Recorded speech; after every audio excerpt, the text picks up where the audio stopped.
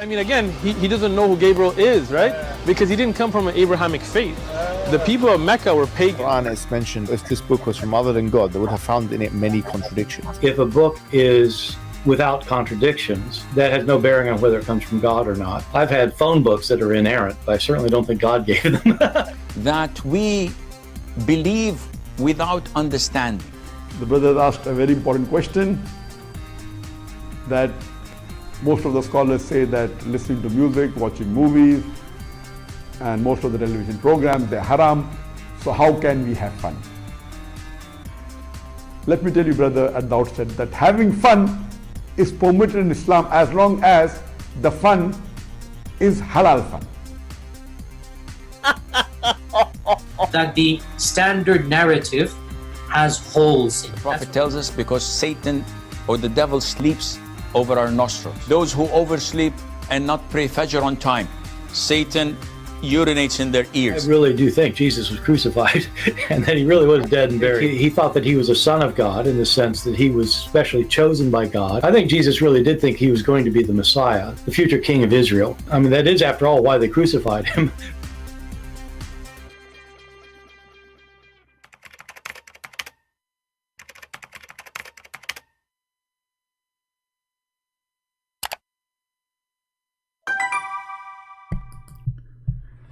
Hello everyone, and peace of Christ to all of you. Please invite your friends and let us have some good time together. As you see, today we are going to celebrate the marriage of Prophet Muhammad to Allah. 2 days ago, we asked a Muhammadan who is supposedly very knowledgeable, and he can tell about Islam. Maybe he's a big sheikh. When Allah, he will take a wife, he will take who? He said he will marry from Prophet Muhammad. Now, you know what? I have no doubt that this will be a fancy wedding day. When we see Allah getting married from Prophet Muhammad and they are going to the bedroom to make babies. I'm not sure how Muhammad is going to deliver his babies, where from, but you can figure it out yourself. Today we will open our Skype again and we will see if some Muhammadan can fix the damage is done by other Muhammadans. And you notice that when Muslims, they are like hit with tsunami, they go to the mute mode. And what is next? Oh, not this idiot, the other idiot. Here we go. Allah will take a partner. She is a female wife. Who is us?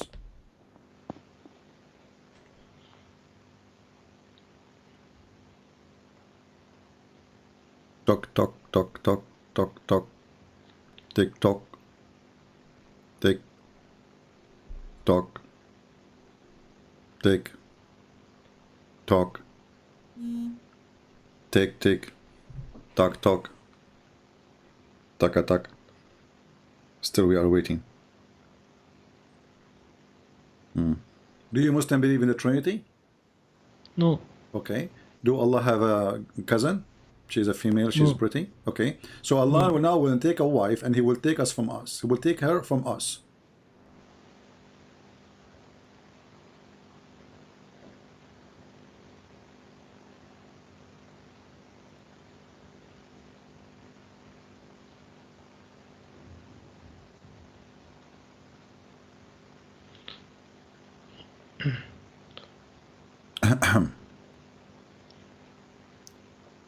It could mean either from prophets or angels. So Allah will marry a prophet? If So Allah will sleep with Muhammad. If no, it is written if, but if is if only, no? Who care about if? If actually make it more horrible, because now if it's mean possible. So if Allah is putting the condition. If I want to take her, I will take her from this between two bracket, correct? Okay, so now what is between two bracket? You said to me, a prophet. Your Allah or angel. Your Allah will take a wife. Her name is Muhammad. No, why Muhammad? How can he be a wife? Well, it says there, he's talking a wife. Past time. The word lahu in Arabic mean women in the Arabic language, lahu, fun. The Quran is insulting women, saying they are fun. I want to take a lahu, I will take a woman from us. So you are saying to me the angels are females? They don't have any gender. No. Oh, okay, what do you mean you don't have gender? Who said that they don't have gender in Islam? Is Jibreel he or she?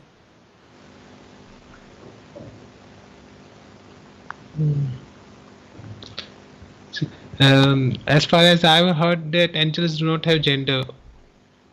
Okay, what the Quran says, that the kuffar, they say that the kuffar claim that angels are, you know, females.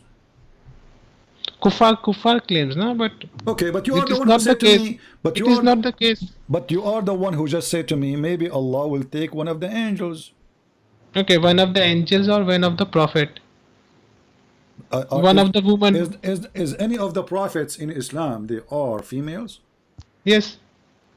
There's female prophet in Islam? Yes. Name one for me, go ahead. Mother Mary. Who? Maryam. Maryam is a prophet? Yes. She was sent to who? She was a prophet. Really? Prophet Maryam? Yes. Where do you get this from? She is a prophet. Okay, where do you get this The from? the only female prophet. Uh-huh. She was the only female prophet okay, in Islam. what is the prophecy Maryam she said? Why do you need a prophecy for a prophet? How you will become a prophet without making a prophecy? So are you saying to me that Allah is saying if you want to marry a woman, he will marry Maryam? Yes, could be. Okay.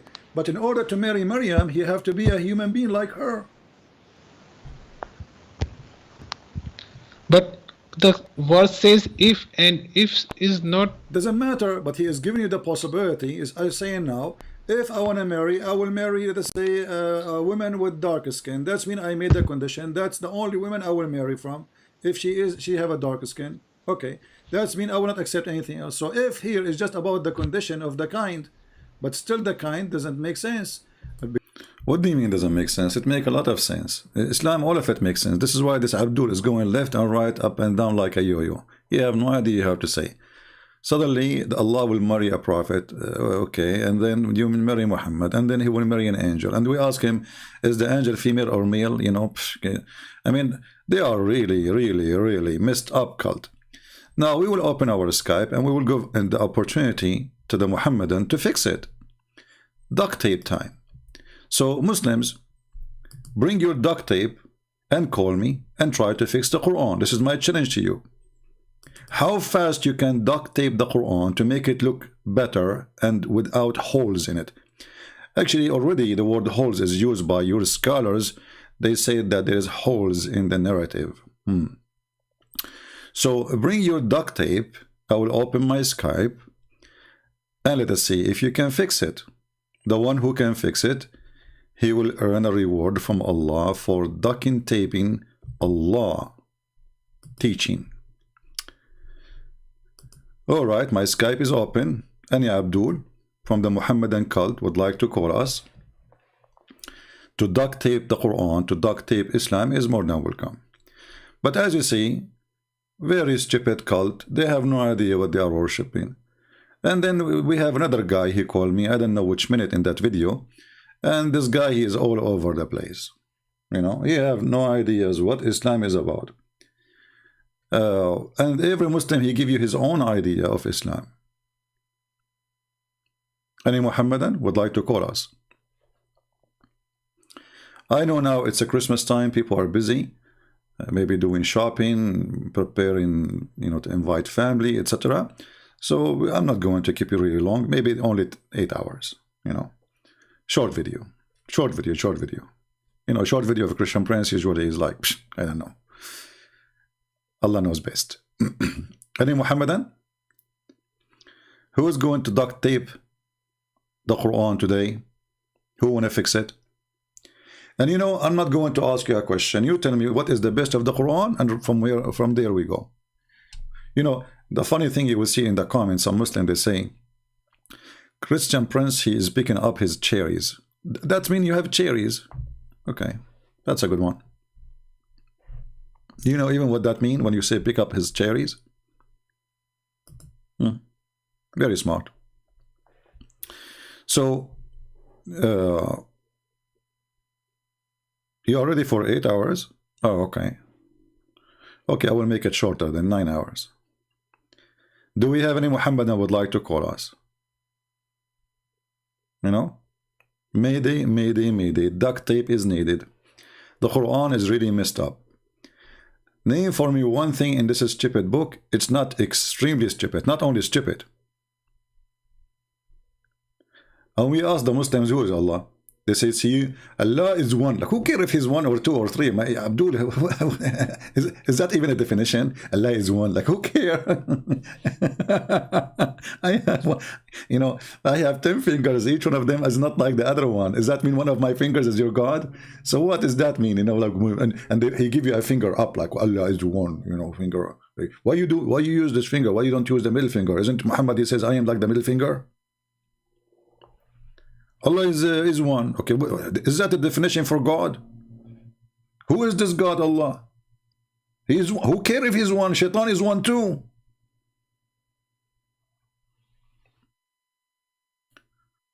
We asked them who is Allah. They say to us, Allah is one. I did not ask you how many Allah you have. And not only that, the other guy, he said Allah will create Allah. Anyone remember which moment in the video so we can play it? Allah will create Allah. We say to him, Allah will marry Allah. What a messed up cult. Allah create Allah. So Allah, brother, decide to create Allah. And then he starts saying the F word to me at the end when they got busted. All right. Do we have any Abdul want to explain to us how Allah make Allah?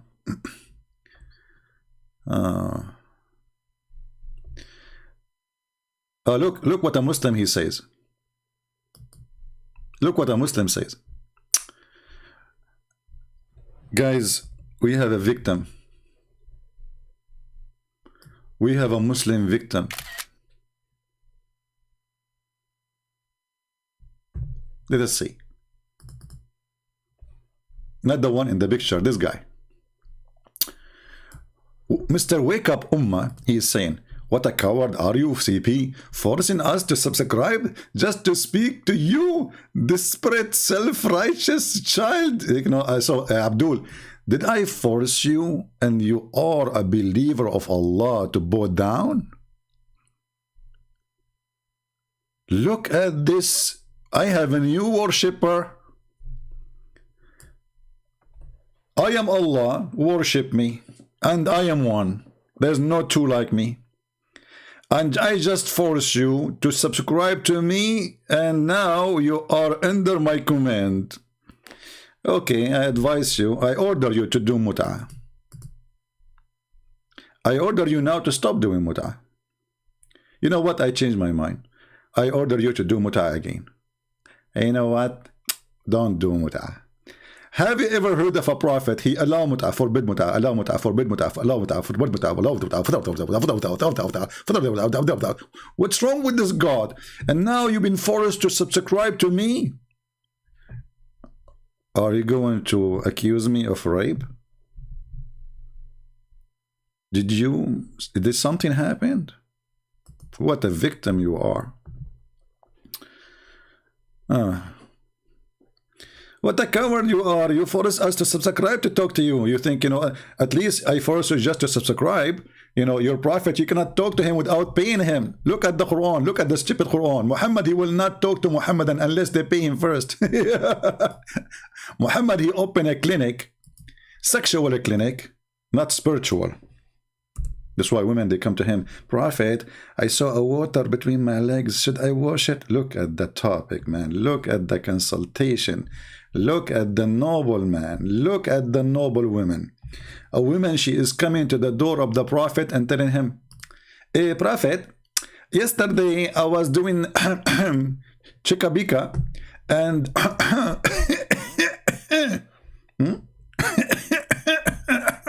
I don't know how many times I need to cough to explain to you, because this need a lot of coughing, you know, with all the details.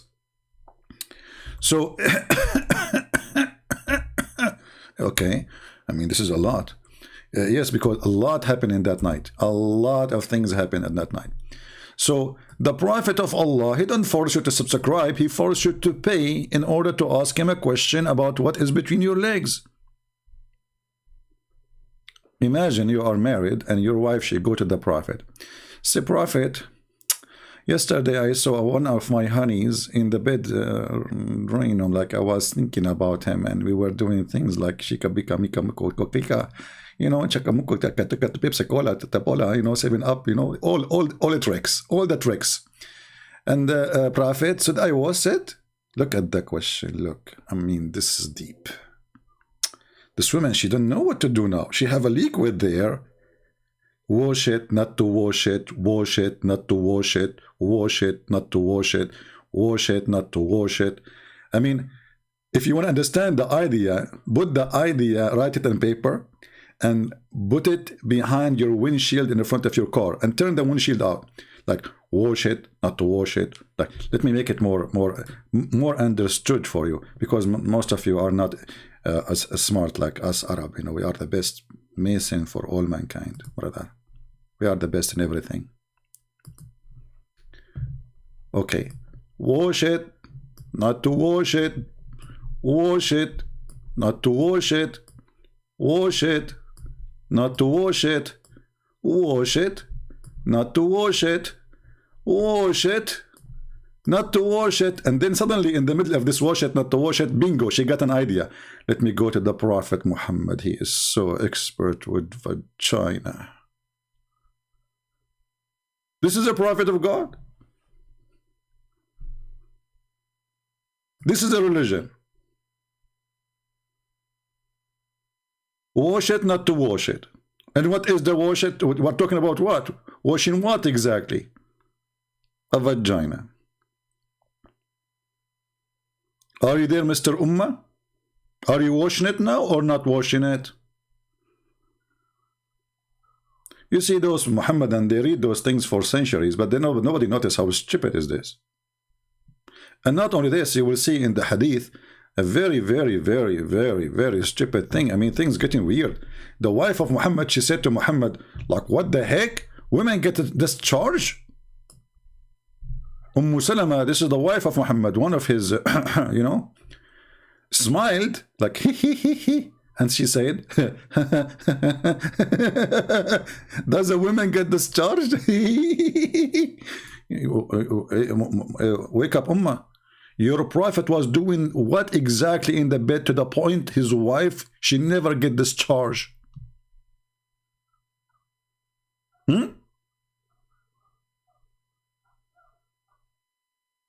This is the prophet who Allah sent him a dish of shish kebab and he get the power of 40 men and boom boom. It turned to be that he cannot even make his wife come. So what he was doing exactly?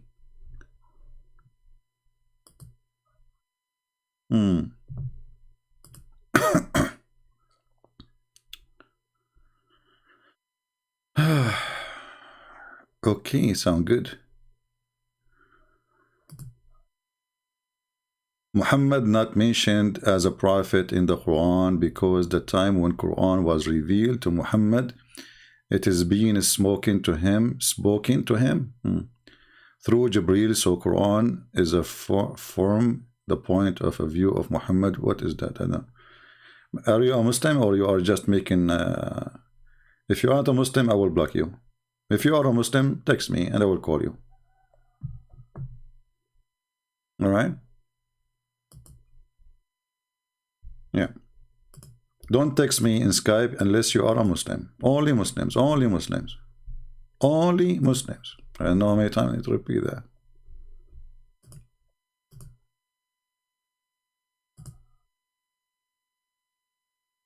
Oh, okay. So he's a Muslim. He says, we know that the Prophet Muhammad was a prophet because the Torah and the Bible mention it. Okay, let's call this guy. We got a fish.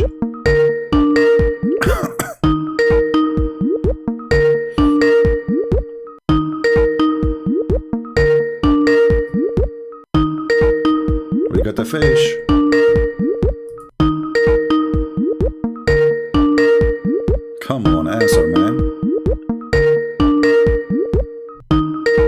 Don't do that.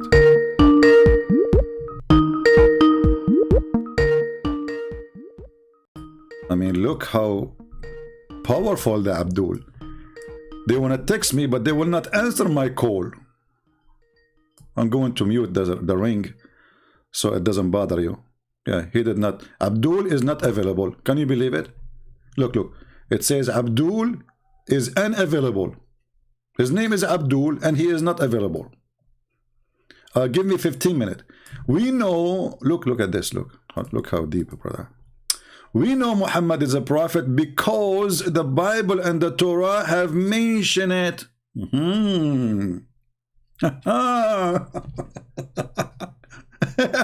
So why you follow the Quran, then follow the Torah and follow the Bible?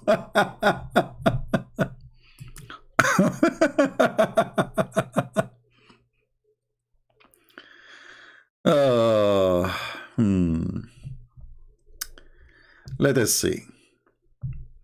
Any Abdul? Anyone?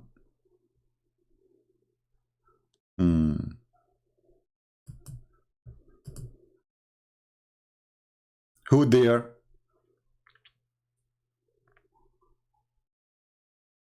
Is my voice coming good?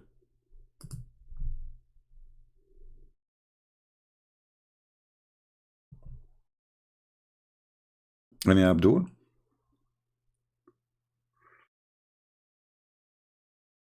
If Muhammad mentioned in the Bible, then you Muslims should follow the Bible, and there's no need for the Quran, and that will not make Muhammad a prophet no more. Because that's it. This is the Bible, and the Bible is then it's accurate. So who need the Quran? The book of Muta? Anyone?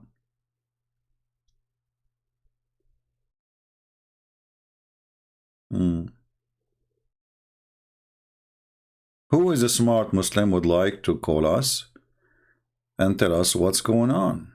I feel sorry for the wife of Muhammad, by the way. I mean, this woman, she spent many nights with the Prophet, a month at least. And then after a lifetime spent in her bed with him, he did not make her come once. So what he was doing? I told Muhammad, don't play cards. I mean, playing cards is not good. Do you think that Muhammad was drinking too much alcohol? This is why he was not able to do it? Because I heard drinking alcohol, I saw a video of a Muslim saying drinking alcohol will make your will not function. I think this is what happened. Even Muhammad, he said, I was the most weak person between all mankind, in the boom boom business. The weakest man between all mankind. He did not say the weakest in my town. He said mankind. Look how Muhammad is so fast to get the information. Allah, he did study for him. And Allah, he searched for every private part of a male in the world. And he discovered that his prophet Muhammad, his private part is the weakest. Okay. And then, we find that Muhammad, Allah, he needed to fix him. Muhammad, he have a lot of defect. We have to understand. Like if you go in the hadith here, you will see Allah. If you remember, there's a guy, his name is Jihad. He called me, and I asked him why Allah he need to make a plastic surgery for Prophet Muhammad to install intelligence in his in his testicles. He says because he's low in IQ. Like, what the heck? The Prophet is low in the IQ?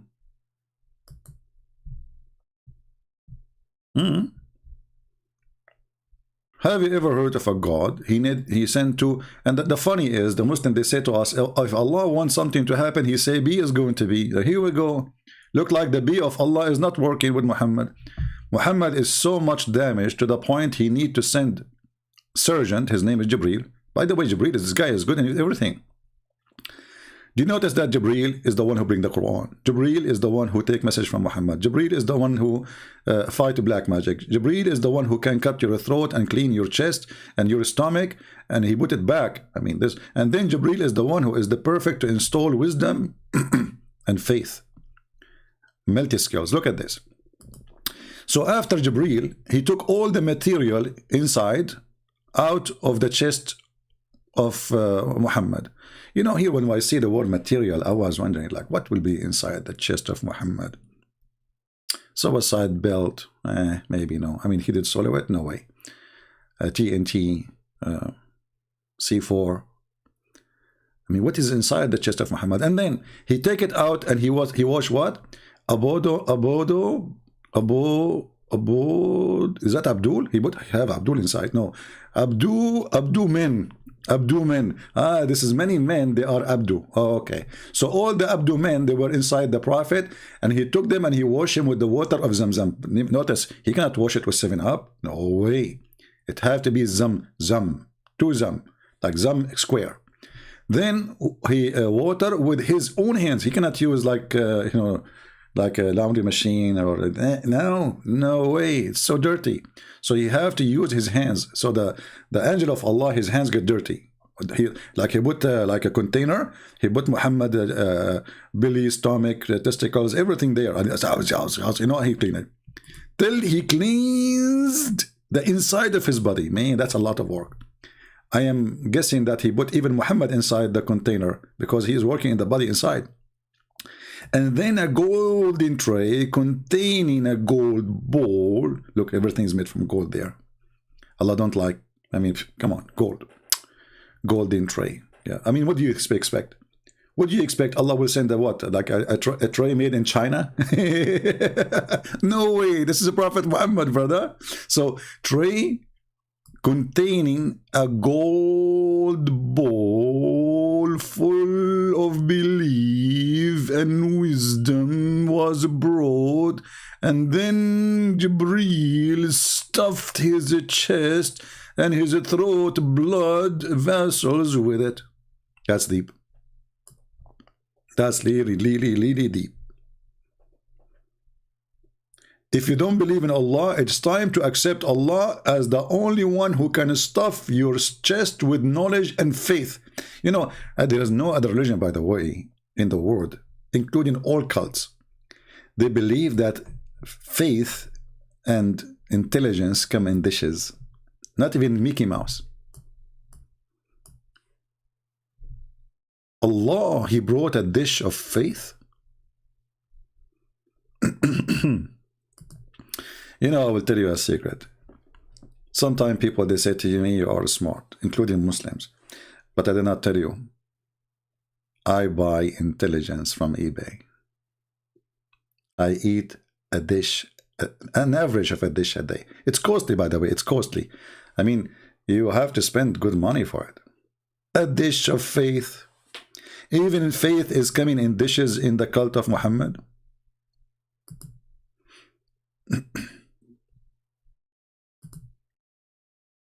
Can you Muhammadan? What kind of God? Okay, Muhammad is stupid, we got the point. So Allah and Muhammad faith is 0. Okay, Allah will increase his faith. Is that how you do increase faith and you are God? You send a dish of faith? And remember, Muhammad, he said this is story after the surgery. So now after he became smarter, way smarter. So Muhammad before the surgery was so dumb. And Muhammad after the surgery is still so dumb. Nothing changed because he told this story after the surgery. So after they fix his intelligence, he is still so stupid to mention such a story.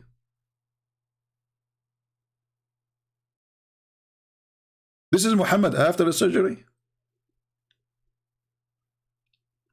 Somebody's asking in the chat, hey guys, I'm curious, where are you from? Look at the smart question. I mean, we have almost 1,000 people, and now he is asking, where are you from? So now every one of you is going to tell him where I'm from. That's deep. That's a question will make me dizzy. Oh.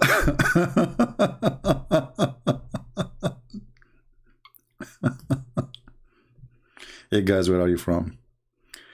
I will do that in the movie. I will go to the movie and like the state 2000, you know, people coming to watch the movie and they will say, hey guys, where are you from? This reminds me of my cousin. He went to the movie but he did not watch it. He came out. We said to him, you know, Abdul, my cousin, what happened in the movie? He said, oh, by the time I finished saying assalamu alaikum and shaking hands, the movie was over. Okay. Yeah. Do we have any Abdul?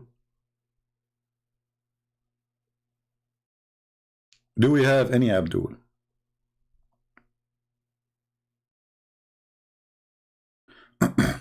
For sure, Allah, He loved Muhammad to death. Actually, the Muslim, they say, do you remember the guy who called me before? We have it recorded many times. They say that Allah, He created everything for Muhammad. Even the chair of Allah is made for Muhammad. The poor Allah will have no chair if Muhammad does not exist.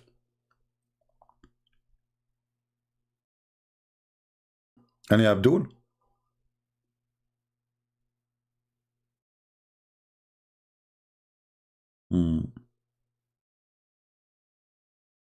Anyone?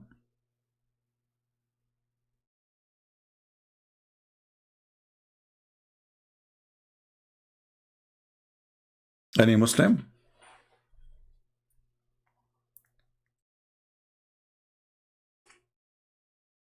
I'm looking at the chat. Everyone start giving an answer about where this guy from.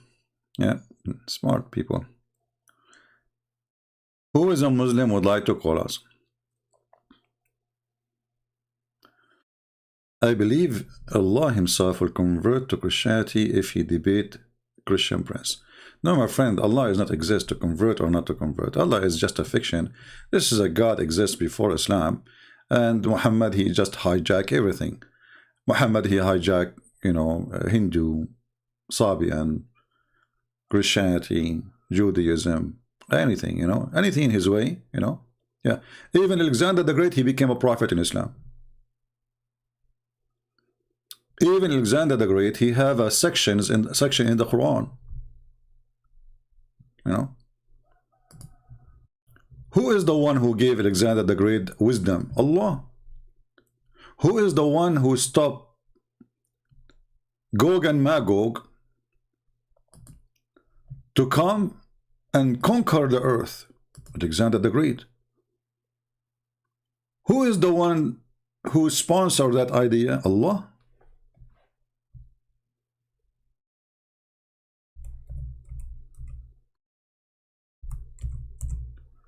And for sure, Alexander the Great is the one who finds where the sun set and where the sun rise. Until when he reached the setting place of the sun, he found it sitting in a spring of a black muddy water.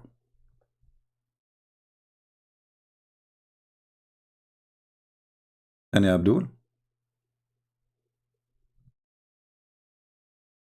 And by the way, the racist Muhammad, he taught his people that the people of Gog and Magog, which they are not a human, they are kind of evil, supposedly, or even the one who believe that they are a human.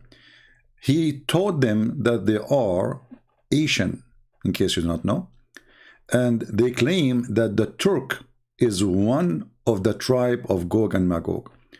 The reason Allah did not put a wall in the front of the Turk, because at that time they were not a threat.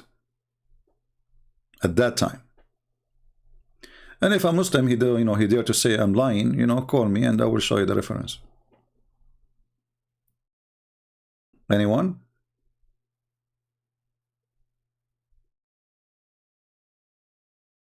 Any Abdul?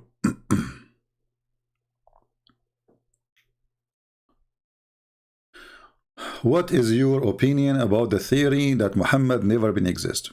My friend, those are there is people they say too that Jesus wasn't exist too. So that's not my specialty, because for me here I debate with people who believe he exists. So if I want to say to somebody your prophet was not exist and he believe he is exist, so what I did, and there's a way to prove it. The guy is dead. If there's a way to open his grave, no. So this is not really not a way to win an argument. He is exist, he does not exist. That will not make any difference. There is more than 1 billion human beings believe in such a stupid religion. This is what exists. What is beyond that is not my business. Anyone? Some Abdu want to call me. Well, my Skype is open and nobody is calling.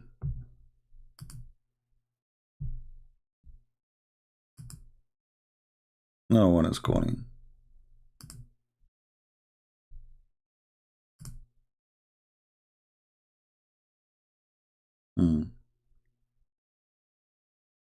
Text me, please, and I will call you. Just text me. If you are a Muslim, for sure. Those who text me saying thank you for your work, etc., they are disturbing my work. They are not really helping me. I block them.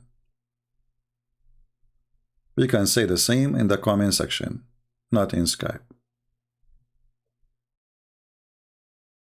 And I want in the comment section a real comment, not thank you. What I would do with thank you? What is the point? So we stay here for hours to say to me thank you? Say something. After all what you heard, Muslim calling us, Muslim saying things. What do you think about what they said?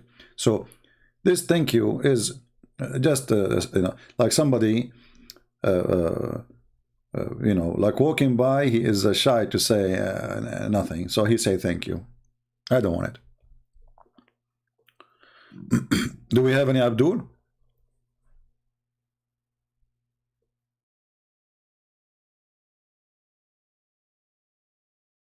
Any Muhammadan?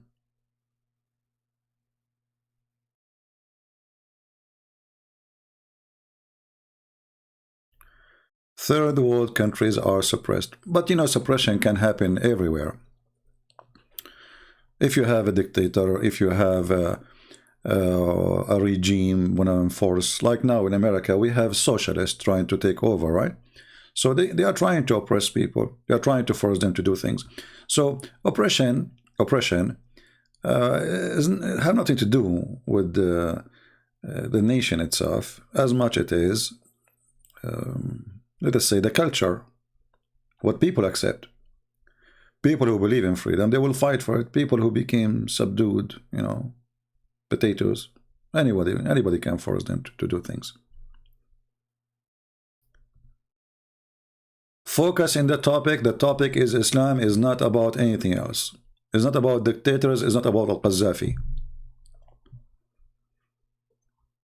Al-Qaddafi is just taking advantage of a stupid culture he have, you know, tribal, you know, the big tribe take over the little ones, and you know, he start paying money for those who support him, and he stay, and the same, the rest, all of them is the same, you know, that have nothing to do with religion and God. And you know, Muhammad is our topic, not a dictator. Or do we have any Muhammadan? Anyone? Who is a Muhammadan can duct tape the Quran?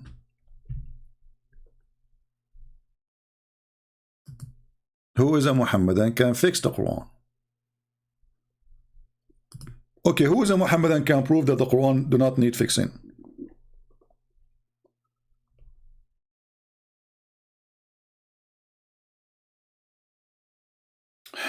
Can you describe the paradise in Islam? I do not need to describe it. Allah, He describe it.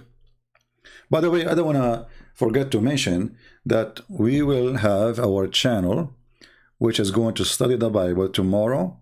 Tomorrow, we will start our first episode, studying the Bible. So if you like to join us, but there, we will not allow anyone to speak about Islam. Nothing, zero.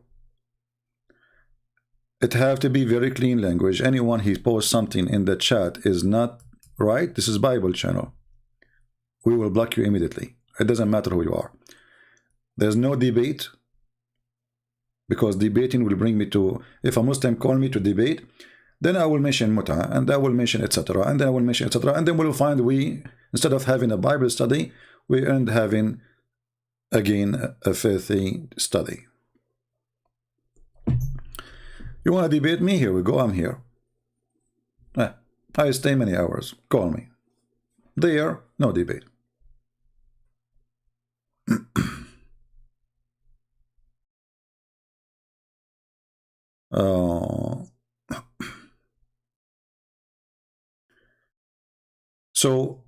Somebody says, can you describe the heaven? There's many videos actually in YouTube. They describe the heaven of Allah, or paradise, what they call paradise. You will find it super funny and super stupid, you know. There is a video literally called The Description of Paradise, and it is from the Deen Show.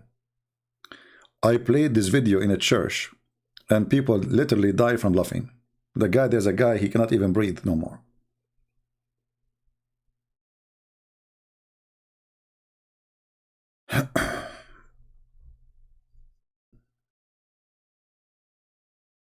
My friend, Muslims, you see, I don't blame Muslims if they support their cult with lies. Because if the cult is a lie and full of, look what we're talking about duct tape, right? So why a believer will need to duct tape unless he is a liar following a liar? Like when David Wood asked me, hijab, your God Allah have hands and body part, he said, who said so? Duct tape. There's millions of videos in YouTube from Muslim sheikhs saying Allah have hands, including Zakir Naik, all of them. Allah have hands, Allah have eyes, Allah have foot, Allah have shin, and then the answer, who said so? Very simple, right?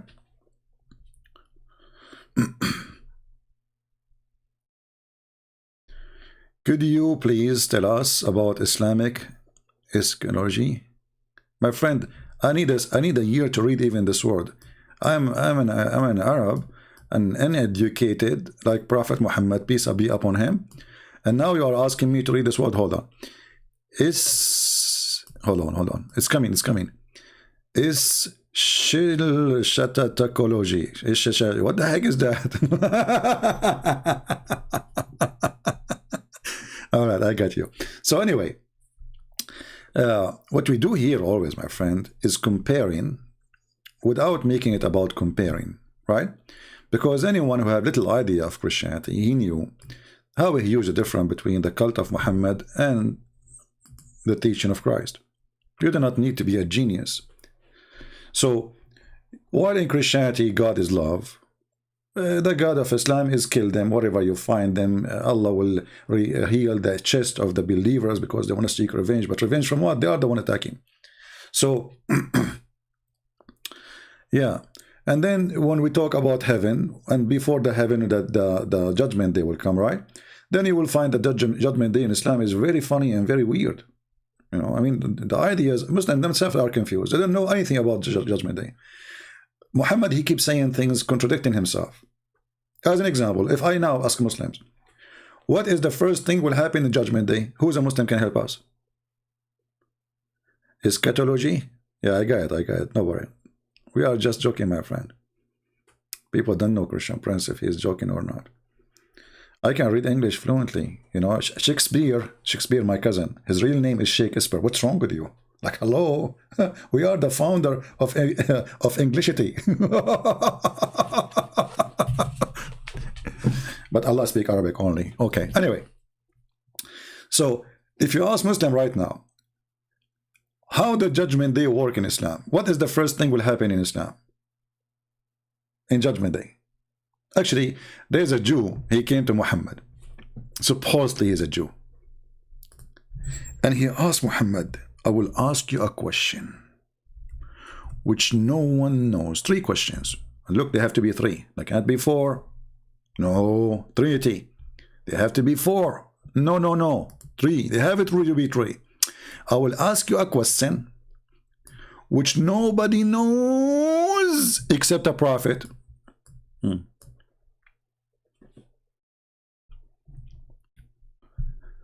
This is Al-Bukhari, so they cannot say it's weak. So the guy, he said to him, Abdullah ibn Salam, he says, I am going to ask you about 3 things which only a prophet can answer. Look at the quiz. Man, there's a quiz of a prophethood now. What is the first sign of the hour? Okay, that's a good one. What is the first food which people in paradise will eat? Like, what the heck? What food? First food? What does a child attract similarity to his father or his mother, which means why he looked like female or male or even look. The Prophet replied, Jibreel has just now informed me that Ibn Salam, he says, Jibreel, the enemy of the Jews. Jibreel is the enemy of the Jews, Muslims. Jibreel is the enemy of the Jews. Why? Jibreel is the enemy of the... Look, Jibreel, the enemy of the Jews? That's deep. That's alone in the story. Jibreel, the enemy of the Jews among the angels? The Prophet says, as for the first sign of the hour, it will be a fire that will collect the people from the east to the west. So guys, what is the first sign? What is the first sign? A fire will collect people from the east to the west. Okay. What about north and south? No. Go to the hadith.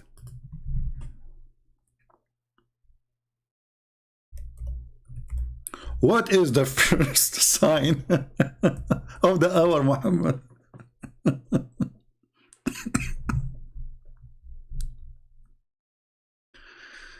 Let us see.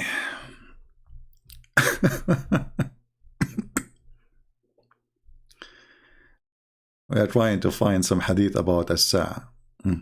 Look at this.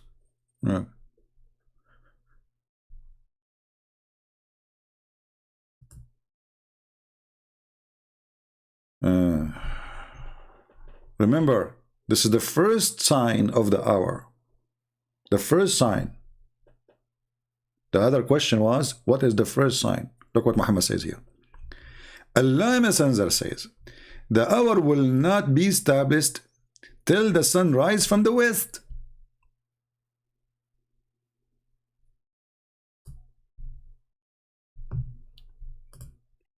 So which one is the first sign of the hour? Muslims.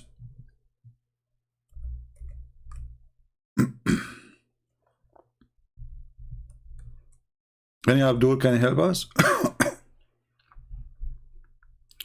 Different hadith. Muhammad, he changed his mind.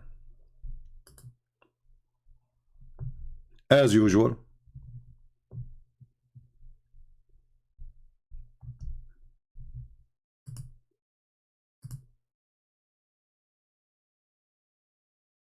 Let us see.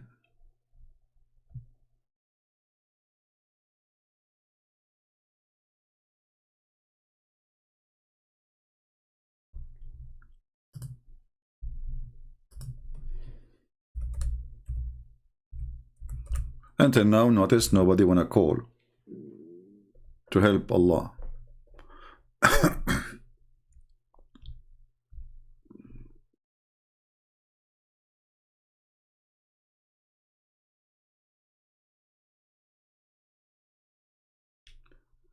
All of those is about the signs of the judgment day, but we want to go.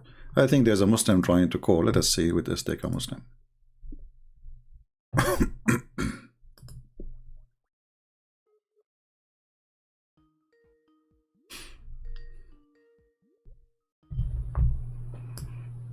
Hello? What? You are what? Hello? Hello? Are you there? Are you there? Hello. Yes? Can you hear me? Yes, I hear you. You are live on air. Maybe this guy, he don't hear me. I don't know. Do you hear me? Yeah, but why did you make it so difficult to find? I make it so difficult to find me? I don't know. If you follow GPS, you will be able to find me so easy. Oh boy. YouTube, and I saw your live And Your voice is cutting, my friend. I cannot understand anything.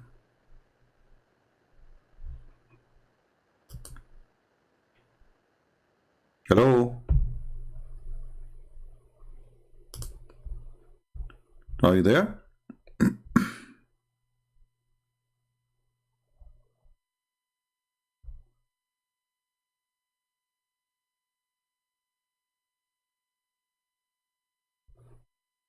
Okay.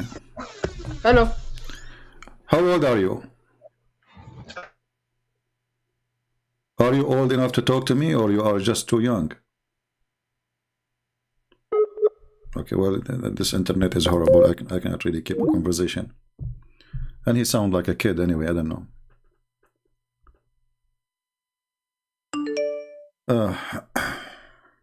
He's trying to call again. Okay, let's see. Not available.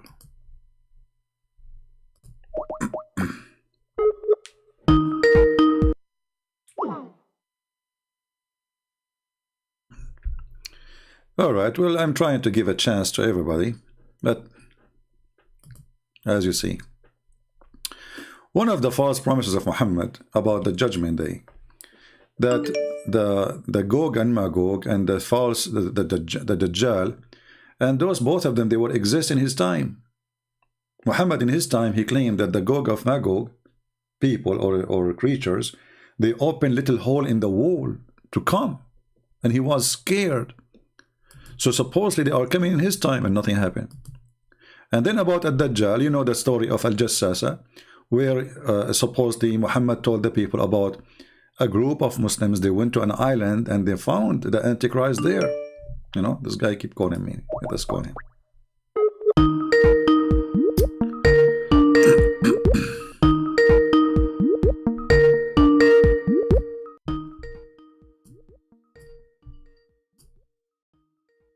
I'm muting the speaker so it doesn't bother you.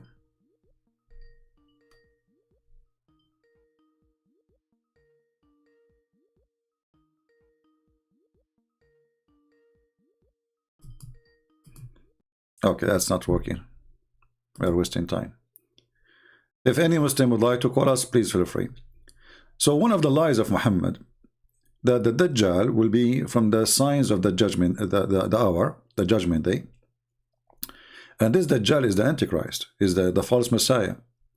But in the same time, he claimed that this man, he was existing his time, and he was in an island, and he was chained. And he is coming very soon. And this guy, he keep calling me. Okay, let us give him a chance. I mean, I don't know. I called him many times, still it's not working. He's asking me, do you want to debate? No. Hello? Yeah, I hear you now. Go ahead. How old are you, my friend? Are you old enough or you are too young? How old? Are you like a grown man or you're what?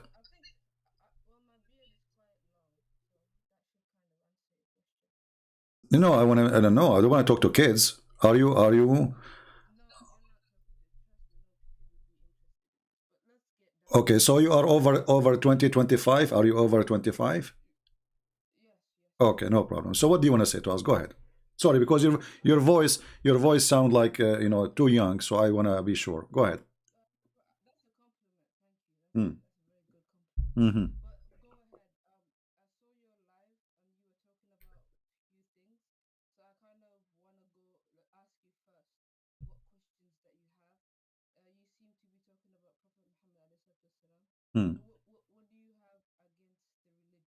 Well, I don't know. You just said to me, you just said to me, he's a prophet. Okay, when somebody is a prophet, he have to have a prophecy. Okay, I have the Quran in front of me. Show me the prophecies of your prophet.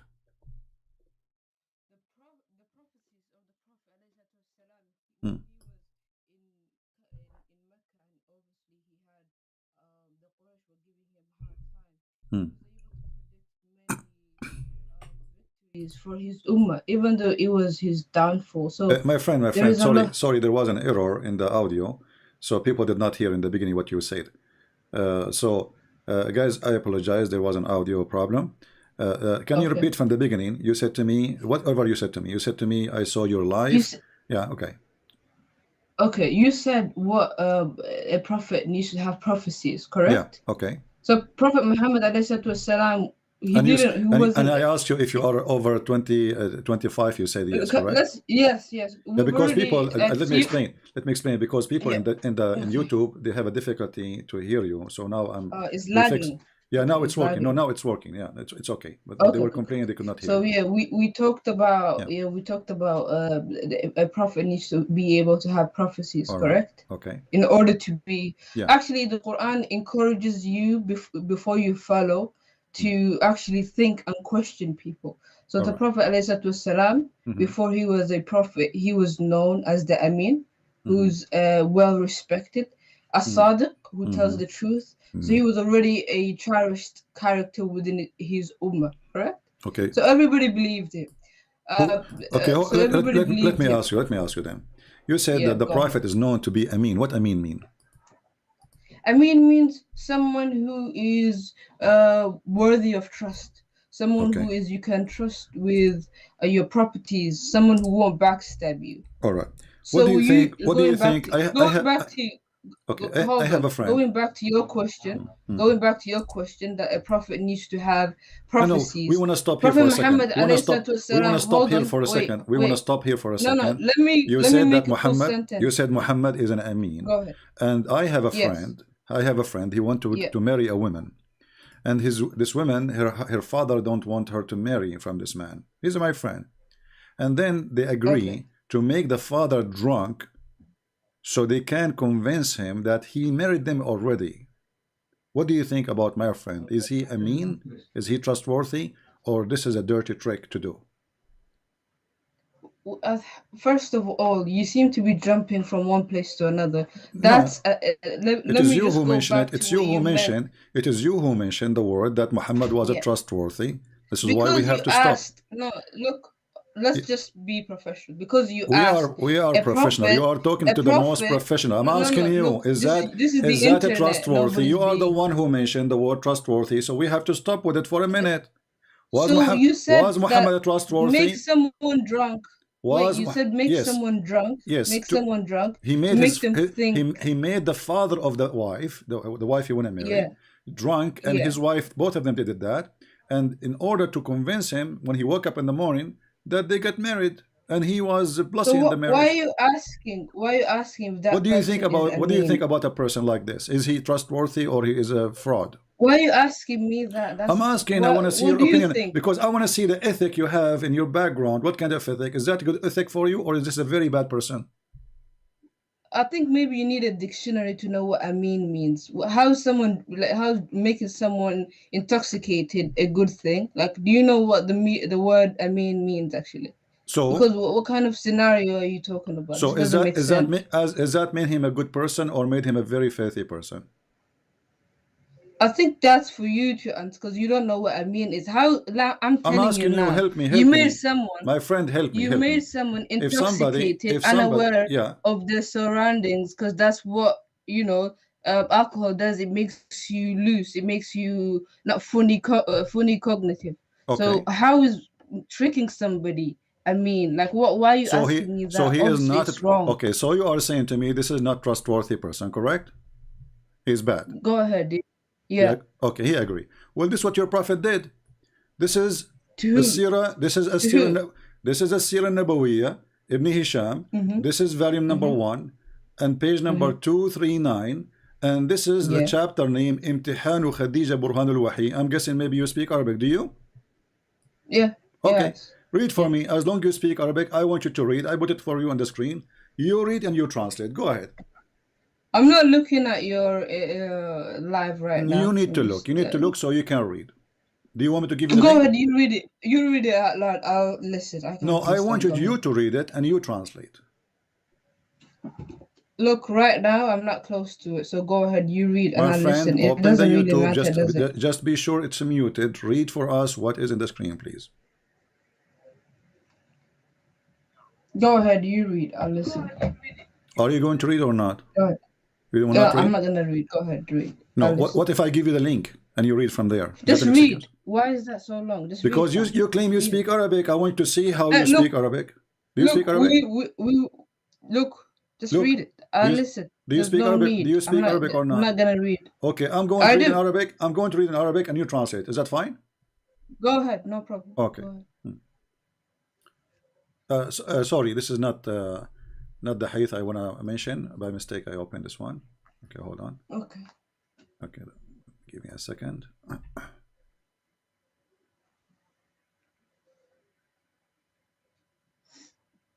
Khadija,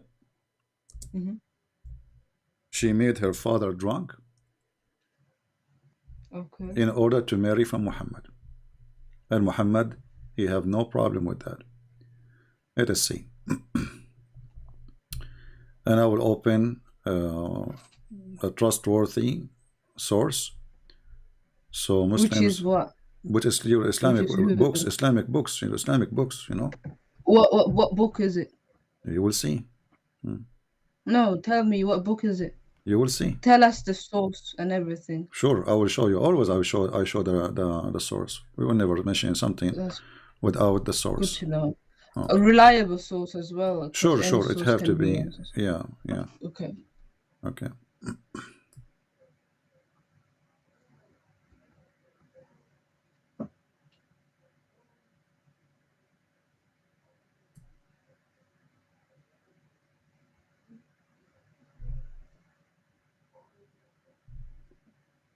All right, here we go. This is the book of Musnad Ahmad, Musnad al-Imam Ahmad, volume number 1, page number 312, which means 312. It says here, hadith number 2846. We've been taught by, I will read in Arabic, حدثنا أبو كامل, حدثنا from Hamad, that أن رسول الله صلى الله عليه وسلم ذكر خديجة وكان أبوها يرغب أن يزوجه فصنعت, which means he don't want to marry, فصنعت طعاما وشرابا فدعت أباها وزمرا من قريش فطعموا وشربوا حتى ثملوا فقالت خديجة لأبيها إن محمد ابن عبد الله يخطبني فزوجني إياه فخلعته وألبسته حلة وكذلك كانوا يفعلون بالآباء فلما سري عنه سكره نظر فإذا هو مخلق وعليه حلة فقال ما شأني ما هذا قالت زوجتني محمد. So translate, go ahead. No, I understand it's what you exactly said. But tell me who. No, translate, because we're going to translate. People want to hear it, my friend, from you. Translate, what happened? All right. So, according to this source that you have, they seem to be very biased, and obviously they have a standard. The way they're narrating it is not that of a person who's actually narrating the story. What the way they narrate? They're being biased. It's a narrating, no normal. Now suddenly the way, I'm asking you. Can you translate? Can you translate what I just read for you? You said to me, we agree that I will read in Arabic and you will translate. Do you know Arabic or not? Yes, I know. So translate. Go ahead, my friend. Go ahead. It's not my job. Look, translate. No, it's your job because I want people to hear a true translation. Maybe I'm lying. Maybe this is Christian Prince. He is not saying what it is there. So we agreed. First, you refused to look at it. Secondly, you refused to have the link. And now you don't want to translate. Why not? Why are you so stressed? You need to calm down first of all. My friend, tell me who wrote this. We are not a bunch of kids. I asked you, are you over the age of 25? You said yes. You are a grown man. Okay, read, translate. So this whoever you got this source from is biased, and it's what not biased? authentic. This is Musnad Imam Ahmad. Imam Ahmad is biased now. The way you're writing it's not correct. and Who are you to say not correct? You are the one who said to me, give me the source. It have to be a reliable source. Here we go. This is your Islamic website. It's not reliable. This is Musnad al-Imam Ahmad. Al-Imam Ahmad is not reliable now? Yeah, it's not reliable. Oh, this so doesn't make he's any a Jew. sense. He's a Jew. No. Okay. It doesn't make sense because the way it's written is very biased, is incorrect. Okay. So let us translate because you are refusing. Therefore, it's not really Are you going to translate source. or not? Translate and then give me the answer. These are your views. You can go ahead and translate. What my view? What view? I did not say any view. I did not say any view. I'm asking you your view. No, this is not valid. I'm asking you your view. Valid. Who are you to say it's valid or not? It's not valid. That's what So, I'm saying. guys, Now, if you have another point, he's refusing to translate. Hold on, let me translate to the people. Then you refuse, okay? Because you are ashamed of your prophet. Okay, so it says here that Khadija, she wanted to get married from Muhammad. Her father, he don't want that, so she made food and drink, which means alcohol, and she invited people from Quraysh, the tribe of Muhammad, her tribe too, and then they ate and they drank until they get so drunk they cannot even which means they almost faint. And then Khadija, she took off when he's drunk. She said to him, by the way, you made me you made me marry Muhammad. And then she took off his clothes and she dressed him with the new clothes, so when he wake up in the morning he will find himself dressing what they use to dress for parties. Like everybody, when you go to a wedding party, you don't wear a normal clothes. Remember, they live in the desert, so they have a fancy clothes they wear only when they have an occasion. So look how evil she is. She took off his clothes to fool her father, so he can believe that he married her, which means Muhammad never married Khadija, because the marriage have to be by the agreement. And this man never approved it. They made him drunk, and Muhammad in the morning he announced himself that he is married to Khadija, and this is how they became married, by a fraud. Your words. I think you're very brainwashed, and I think that the sea of information is there, and if everybody is responsible for their whatever information that they collect. Okay, so you believe when you say to me, what you want to believe. My friend, this is your belief. This is your belief. This is your belief. This is your religion. Imam Ahmad is not a Christian Imam. No, Imam it's wrong. What you're saying doesn't. You have no solid foundation. This is incorrect information. Anybody on the internet can write anything. How do you know? You never heard this before. You never heard this before. You just now you're surprised, and now suddenly you are an expert who knows that this is not valid. It is. It's not. It's not correct. But you never heard this before. How you can be sure? I'm showing you. This is your Islamic website. Abdul, this listen. is not. This is your Islamic website. This is the book of Musnad Imam Ahmad. This is the hadith number. This is the variant number. This is the page number. Value number 1, page number 312, and the hadith number is 2846. And the Imam is Musnad Imam Ahmad. So you are saying to me this is not valid? Who are you? Yeah, no, you're incorrectly saying that, and so it's what wrong. We discover, doesn't even make sense. What we discover. Do you have any other kind of point? Because this is wrong. What you believing is okay. Let us talk about something else. Let us talk about something else then. If a man he go to the house of his son, and he flirt with the wife, is he a good? Is he a mean? Is he a good person? If it what? Explain yourself. If your father, with my respect, your father, I'm not trying to insult, okay? He come to your house, and he flirt with your wife when she was alone. Is that a good, trustworthy man? No, it's not. And here you go. Is that lawful in Islam?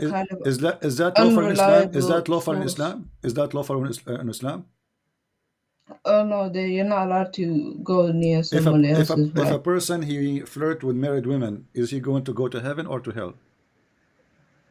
He's going to be judged. He's going to be judged, so he's not a good person, right? Yeah. Okay. Well, this is exactly what your prophet did. He went to the house of his own son, Zayd, by adoption, and he flirted with the wife when the husband is not there. Okay, what's your and evidence? he told her, praise be to Allah, the one who made my heart flip for you. You are the one who said, okay, yeah, here we go.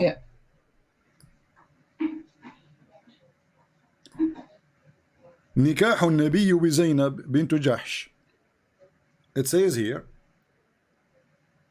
and we can show you from other sources too.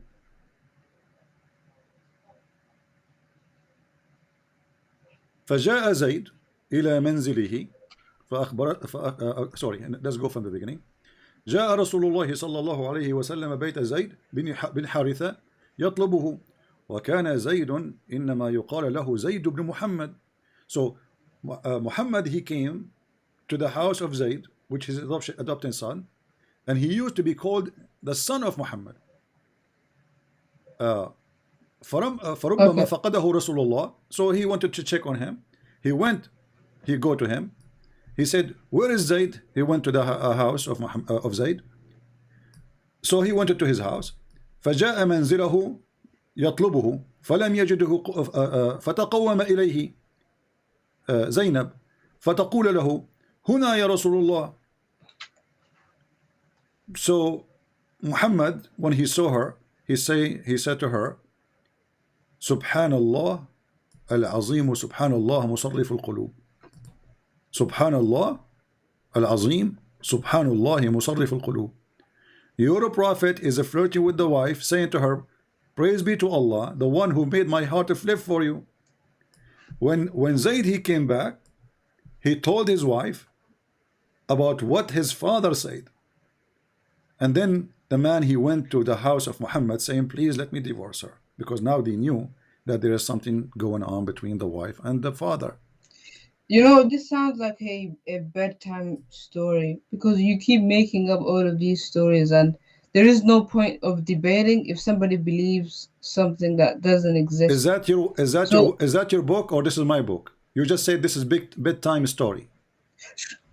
Yeah, because this sounds, what you're reading sounds like a bedtime story. You have no authentic narration. It's just you just highlighting things on the internet. This doesn't even make any sense. Show me an authentic. Show me in the Quran or a hadith. Okay, so this is somebody said. Okay, so look like yeah. Anything I will show you is not authentic. Yes. Because it's fairy tale. What you're reading is fairy tale. Like, do you want me to clap? Okay, can you give me names of some scholars you agree that they are trustworthy? All the main ones, yeah. Like who? Like who? Give me some names. Let's go with the Quran and. No, give me some names, because I don't know what to do. Whatever I give you, you say it's not trustworthy. So give me some names, like what? Al-Jalalain, Al-Qurtubi, Al-Tabari. Who is the trustworthy for you Muslims? I want to know. I want to go down to your basics. Now tell me anything. Who is a trustworthy for you as a Muslim? Who is a trustworthy for you as a Muslim? Let's go with the Quran and the Hadith. Okay, hold on. So why you don't want to tell me the names of the trustworthy books for you? Is Jalalain trustworthy? Is Jalalain trustworthy? No. Is Ibn Kathir trustworthy? Is Al-Qurtubi trustworthy, or they are not? Why are you running away from the Quran? We are not. You go with the Quran. We are not. You are saying to me trustworthy. Go ahead. So no, are you a Quran only? Are you a Quran only? Are you a Quran only? I gave you space. Are you a Quran only? I gave you space. My friend, are you a Quran only? I gave you space. Are you a Quran so what only? You need to... Do you believe only in the Quran, or you don't believe in the Hadith too? Oh, I believe in the Quran and the Hadith as well. Okay, so we are showing you the Hadith. So we are showing you the Hadith written about your Prophet. Okay. Now, it's incorrect. All of the stuff that you're reading. Who said who is incorrect? Who are you? Who are you? This is Tafsir al-Qurtubi, variant number 14, page number 190. It says the same, that Muhammad, when he came to the wife of Zayd, he flirted with her, and Allah, he sent wind, and he left the curtain. So, and she was almost naked, متفضلة, and you read Arabic. في منزلها فرأى زينب فوقعت في نفسه. So he saw Zainab and he felt for her, which means he want to sleep with her. ووقع في نفس زينب أنها وقعت في نفس نبي. So Zainab, she knew. Hold on. So you are saying to me, Al-Qurtubi, who is a big scholar in Islam, is lying about your Prophet. Look, you're running around not talking about the actual Quran, which you can't find any mistake. This is the interpretation of the Quran. This is the interpretation of the Quran. This is the interpretation of the Quran. Yeah. Interpretation of the Quran. Okay, but they are telling the story behind the verse. Oh, and they explain that verse in their own terms. It doesn't make any sense. Is Now Al-Qurtubi you look. is Al-Qurtubi qualified? Is Give Al-Qurtubi me qualified? an actual look. Is Go in Al-Qurtubi the Quran. so is Go in the Al-Qurtubi Quran. qualified? Show Listen, me an so why you actual. Muslim, you call them scholars and you print their books and you teach it in universities and now they are bunch of dummy liars. So is Al-Qurtubi lying or telling the truth?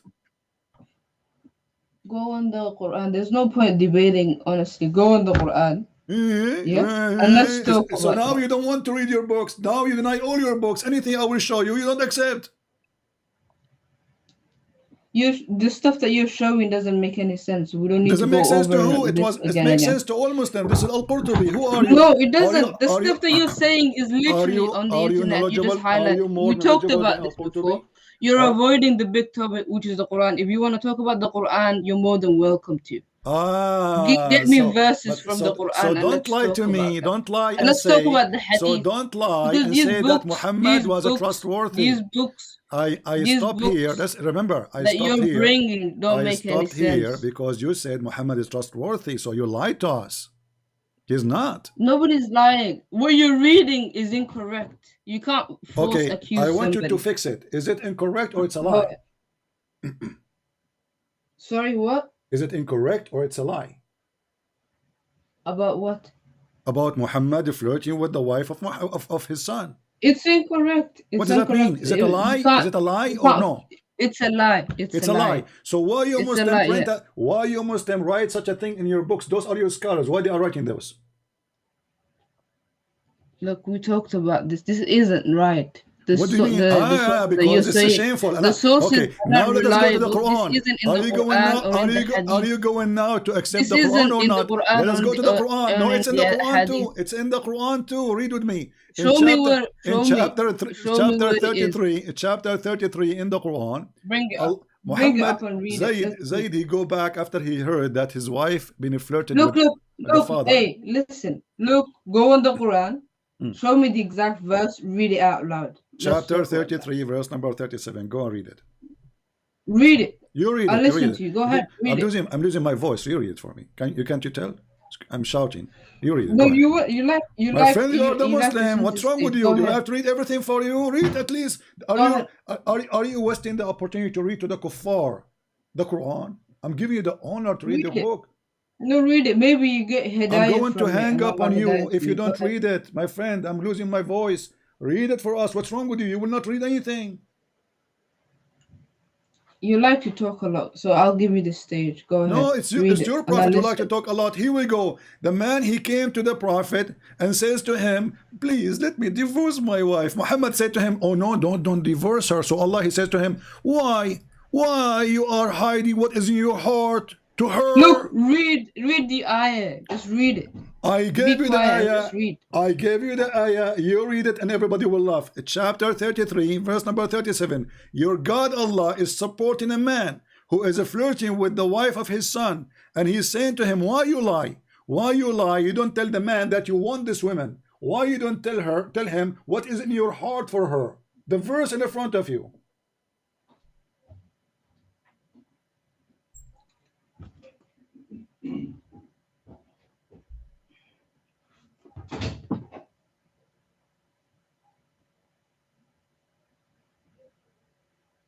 Did you rest your voice now? I'm waiting for you to You read. said you are over Go ahead. 25 years old, right? Speak as a man. Come on. Go ahead, just read.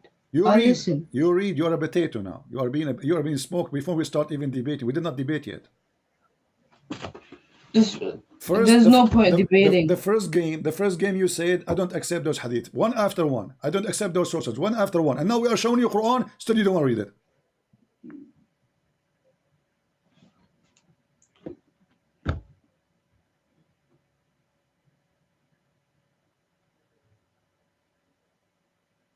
What kind of a grown man you are? Ashamed of reading his own Quran. Hello. Yeah. Prove to me that you are a grown man and read. What? Read. You. I listen to you reading. Go ahead, read. I do not know how to read. I'm like your prophet, illiterate. You just You just said you're gonna read it. Go ahead. Well, read. Jibril, There's no point doing Jibril, he this. squeezed me, and I forgot how to read again. He squeezed me to activate What's- me once, and then second, and then the third time I forgot again how to read. You read it. Go ahead. Are you ashamed of your Quran? I'm ashamed to be talking to you, honestly, because it seems like I know, because now this it's recorded and is everybody will a- laugh at you. Everybody No, will laugh at you because for you the see, coming century. some people want to know what's right, and some people don't actually want to know what's right. And it seems like you're a man child, and very kind of unprofessional as well. Yeah. So why don't you just read this for us so we can talk about it? Okay, I'm going You know to what I read. mean? Okay, I'm going to read for you. Okay, I'm done reading. It's your answer now. See, Chapter 33, verse number 37. Exactly. This is what I'm talking about. Yeah, I'm It's professional. not worth talking to you, honestly. Yeah, and you are a potato. I am. And you are a potato. Oh, what you need to do, Potato. open in your phone, open chapter 33, verse number 37, and read for us. You asked me for Quran, I'm giving you Quran. Read it. But you're talking like a 5-year-old, Read honestly. it. Read it. Be a man. Be a man once in your lifetime. Stop washing dishes to your wife. I heard her behind you laughing at you. There's no point. There's no point arguing with you. There's no point, exactly. Yeah, but you cannot answer. Answer what? There's nothing to answer. I just If showed you you're the talking verses. You about asked me, you man said, show me the potato. Quran. You said to me, show me the Quran.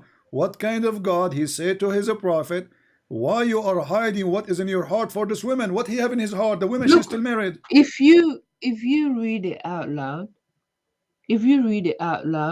we will talk about it. So Go ahead, read it out loud. you are 30 years old and you don't dare to read your Quran.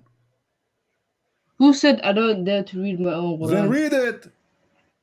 Why would I be here if I don't? So read it. I'll wait for you to read it. Go ahead. So it turned to be from the beginning when you said to us our prophet is a trustworthy. He's a scumbag. What kind of a man? Even in Al-Qurtubi says, if the eyes of the prophet fall in a woman, she is married, her husband must divorce her so the prophet can F her. This is the trustworthy. All right, so there is really no point talking to you. There's no point. Hang up, go, run. You're talking about potatoes. Run, put your tail between your legs and run. Who cares? Hang up. Either you read. You asked me to show you the Quran. I'm showing you the Quran.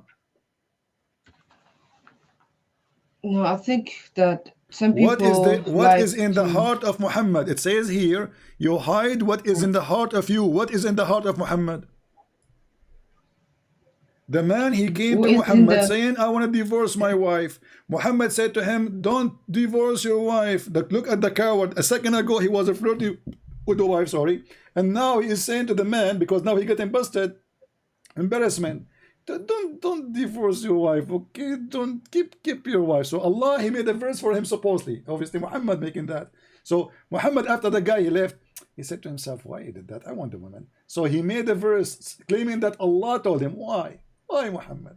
Why you hide what is in your heart for that woman? Huh? Allah manifest for you that you are going to sleep with her. Take her. She is yours. But the woman, she is married. Yeah, there's no point arguing with your kind. There is no point. There is no point. Yeah, see, there is no point. Very immature. So you lied to us about your prophet being trustworthy. He is not a trustworthy. He's a scumbag. And you cannot defend that. No, I think you're the scumbag. Well, you have to prove it. I never go to my house son and flirt with the wife. You do. Who knows? I never. Who knows? Yeah, maybe. I don't have a son anyway. I don't go to my friend's house and flirt with his wife. Glad that you don't. I'm very glad. Yeah, so I'm all right. No, don't worry. I'm going to have 20 There's no kids point. soon. I'm going to have 20. I'm going to have 99 kids soon. I will do the same as Solomon. He had sex with you. Abdul Potato. Go. I wasted my time. Next time, let your dad call me. 30 years old. What a potato you are, coward. So don't lie to us, Muslim, and say Muhammad was trustworthy. Even his marriage is a fraud. What kind of a man he agree to use alcohol to make the father of the wife drunk? And how you can quote even a wife? She's not his wife, because there's no marriage. In the morning he wake up, he find them together. He says, what's happening here? They said, don't you know you married me yesterday to him? And this is written by your scholars. And then you call me and you tell me our prophet was a trustworthy. He was called a Sadiqul Amin, the honest, the trustworthy. Yeah, right. He is very trustworthy.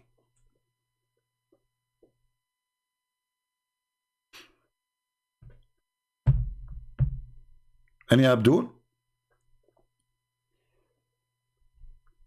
Actually, he have a name of a female. I don't know. This is female or male.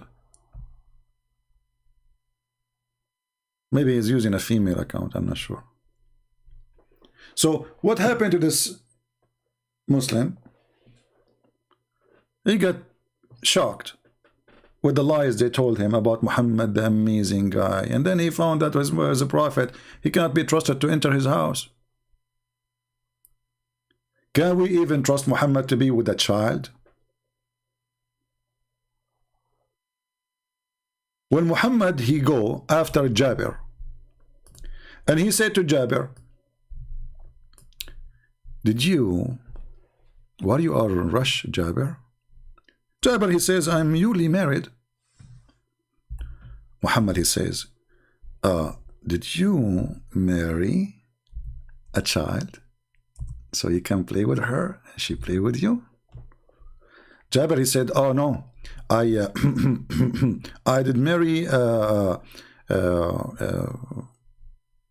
widow. Muhammad, he said to him, why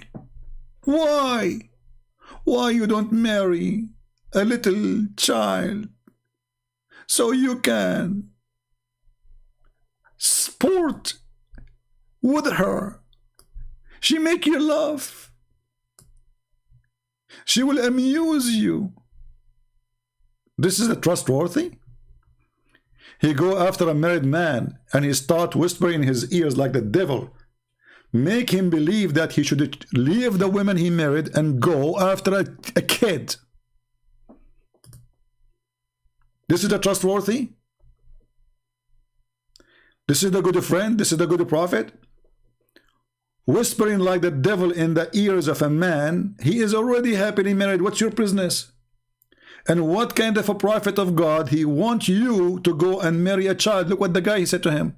He said to him, I said, Abdullah, my father, died and left girls, which means little girls. And I dislike to marry a girl like them. A girl like what? Like them. So I married a lady, so she may look after them. Muhammad, he want him to marry a little child. She needs somebody to look after her, instead of marrying a woman. This is the trustworthy?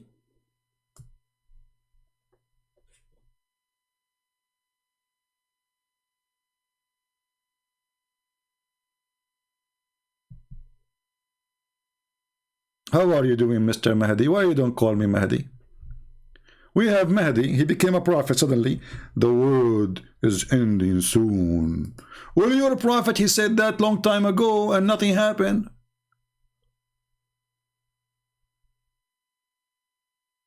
You're a prophet, Mr. Mahdi. He said, اقتربت الساعة وانشق القمر عن غزال صاد قلبي فنفر. Your prophet said, the is do near, do near, and then nothing happened. Is that true? Is that true?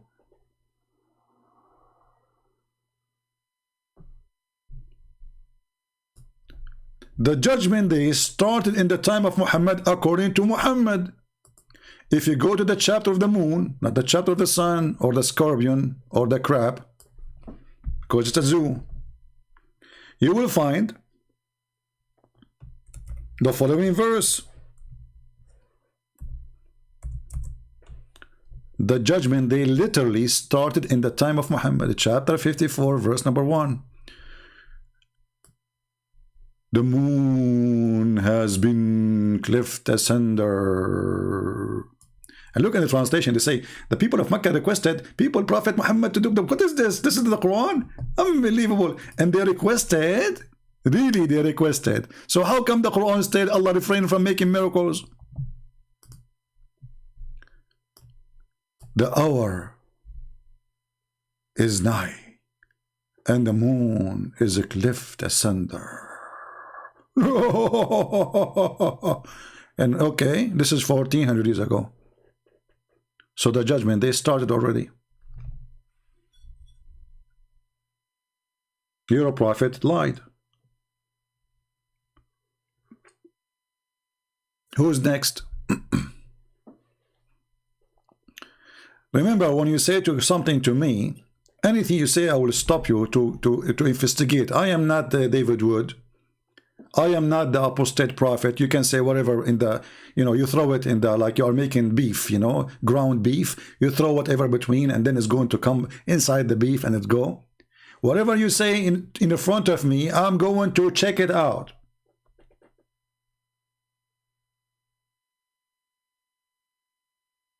I am not like those who will let you through some lies between.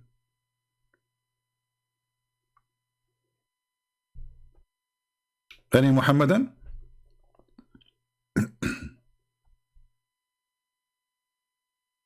Is that a false prophecy or this true prophecy? And Allah, and who is the one who split the moon? And did Allah make a verse, I glued the moon again? Because the word split mean it became two pieces, literally separated. So did Allah make a miracle and glue the moon again?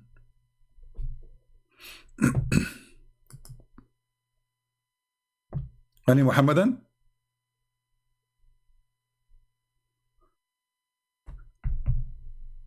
Anyone?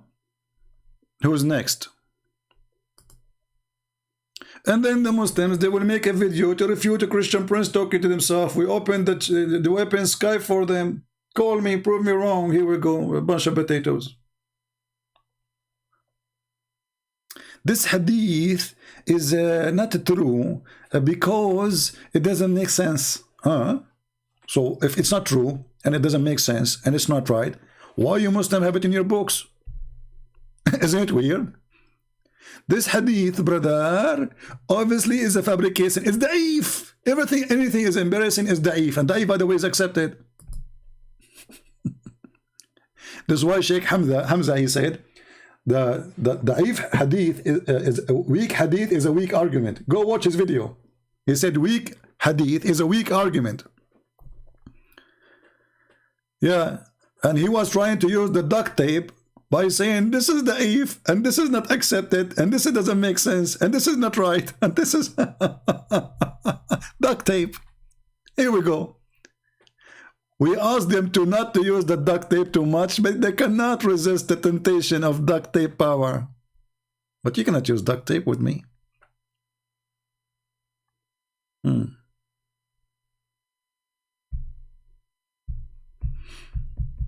Who's next? Who's next?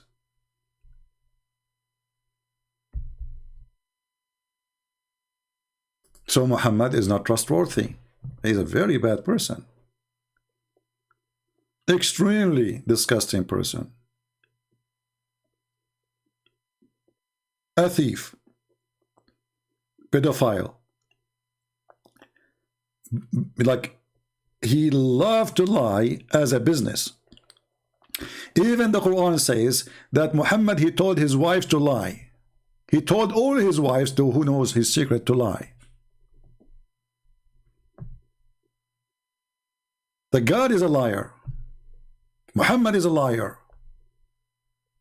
His wives are liars. The hadith are liars. The sheikhs are liars. That's what the Muslims say to us.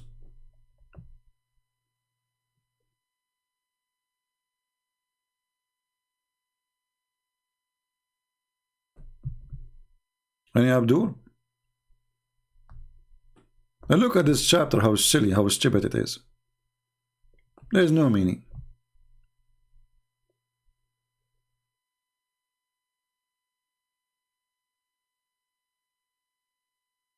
Any Abdul?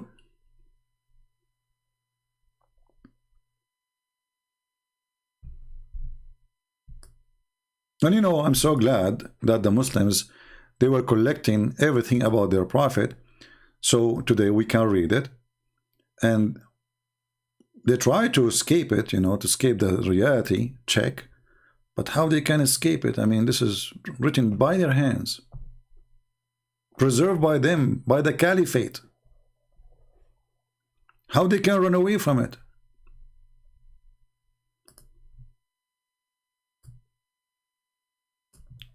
Do we have any Abdul? Until now we have only one Abdul. Who's next?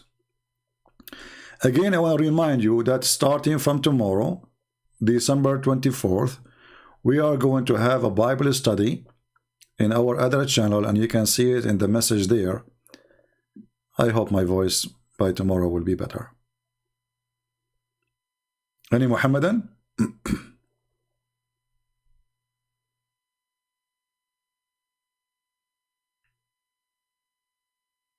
Yeah, actually this is true. Everyone who busts CP, don't dare to call CP. Isn't it weird? As long you can bust CP or easy. Why you don't call CP? Isn't it weird? My Skype is open. Those who can bust CP, they should call CP or let CP call them. Do you dare?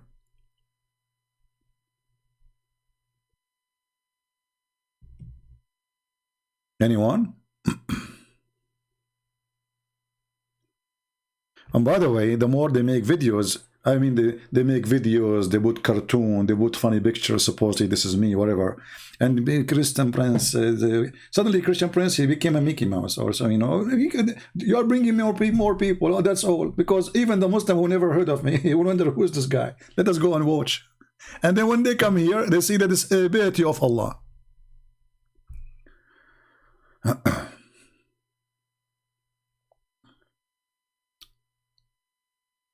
Well, somebody's saying about if you don't sit and when you eat, shaitan dance in the table. Well, Muhammad, he had many crazy stuff. Like, you know, if you have to sit when you are eating because shaitan, he do certain things, or you have to eat with the right hand, otherwise shaitan will eat with you if you use the left hand. You have to say a certain prayer before you have intercourse, otherwise shaitan will wrap himself around your penis. You have to say a certain prayer before you enter the bathroom, otherwise shaitan will play with your anus. This is Muhammad, what we can say. And yet they say he is a prophet.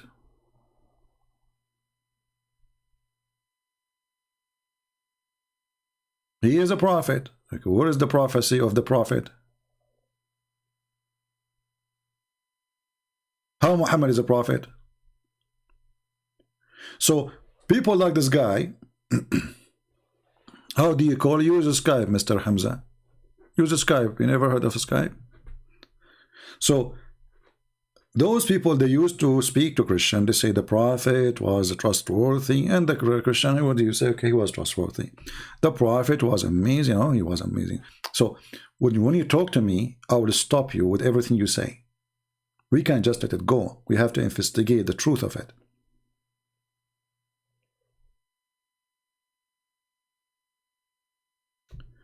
They have to walk on hair string on the judgment day. Well, I mean, this is interpretation. Everyone have his own. But the Muslim, they believe there is something, it's called as-siratul mustaqim. And because the word sirat is not an Arabic word, it's an Aramaic word. So those Abdul, they come with their own, you know, fiction interpretation, and they try to use the Muhammad trying to explain.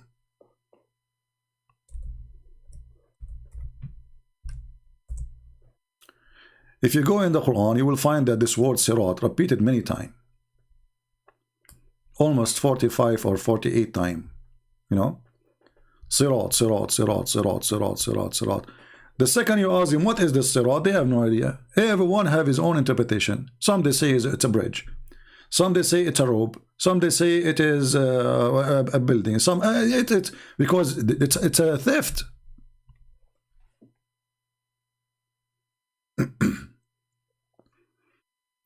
Who's next? Who's next?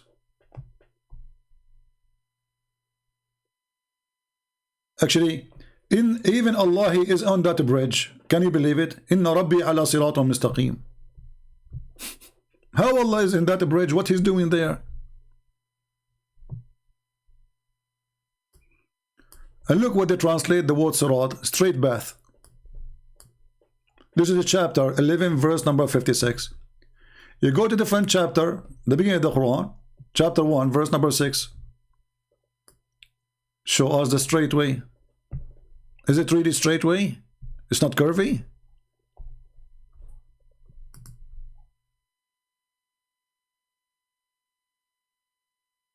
Isn't it? There's verses by Amr al-Qais. There's many of them, and we, you know, if you have my books, you can see them all when with the compare.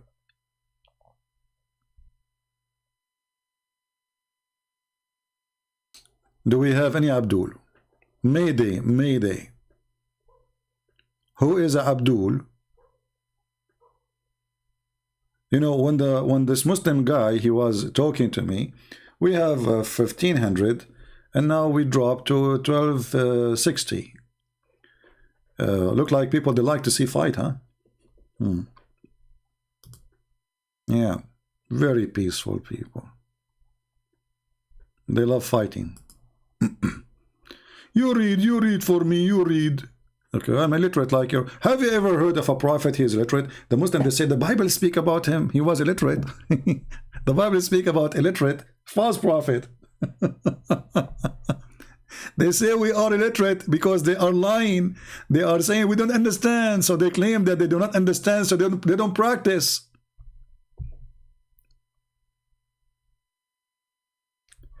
And you know, one of the funny things about Islam, the Muslims, they say that the Quran was preserved. We ask them, what is the first verse Allah He gave to Muhammad? They say, read.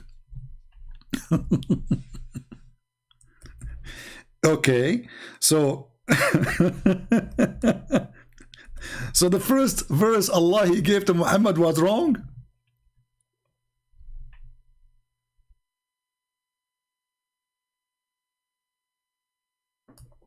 He said to him, read. Why he said to him, read? Do Allah knew, if Muhammad knew how to read or not? Maybe Allah made a mistake. He thought Muhammad, he can read, but later he figured out that he cannot. And secondly, the Muslim, they say if Allah wants something to happen, He say be is going to be, which means will happen. Here we go. Allah says to Muhammad, read it 3 times. Still Allah could not make Muhammad read. And if the Quran is preserved, so how chapter 1 in the Quran became chapter 96? They say to us, Prophet, he informed us to change the locations, but isn't this a corruption? And where your Prophet, he says that, show me. And shouldn't your Prophet, he follow Allah order? If Allah gave him this is the first one, who is Muhammad to make it at the end of the Quran?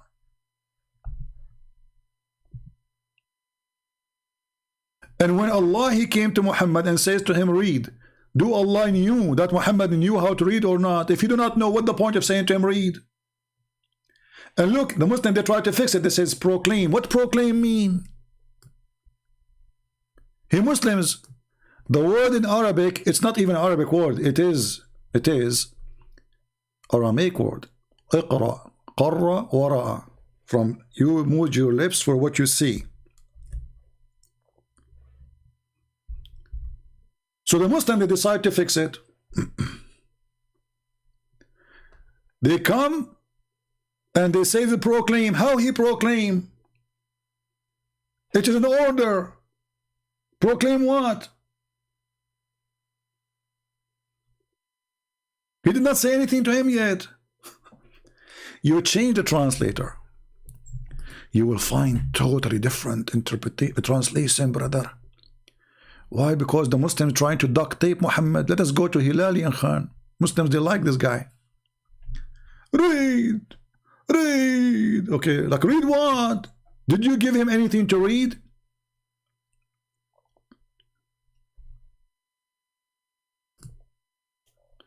There's a bunch of Abduls once, they decided to get me busted. So they made a video, I forgot the name, otherwise it's going to be fun to play it. Said, Christian friends, Allah, he said to him, read mean recite. Oh, okay. Mean recite. But recitation, it have to be something from the memory. This is the first word. He have nothing in his memory yet. So when you say to a person recite, he have to recite something in his memory. Well, Muhammad did not receive any memory from Allah yet.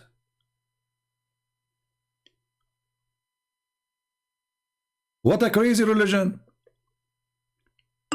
And now Allah said to Muhammad, read. Did Muhammad, was he able to read? Let us see this guy.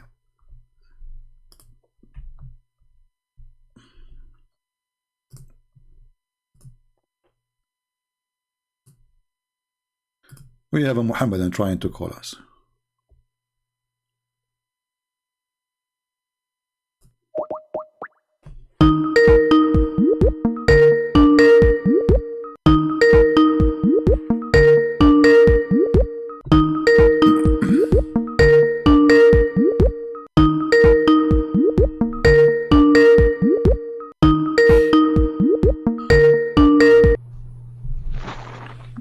Hello? Hello? Hello? Yes, I hear you. Go ahead. Are you a Muslim? I subscribe first to your Okay. Thank you for calling.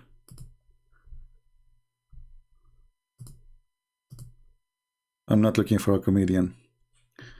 Do we have any Muslim who would like to call us? Any Muhammadan, he have the courage and the knowledge to call us about his prophet.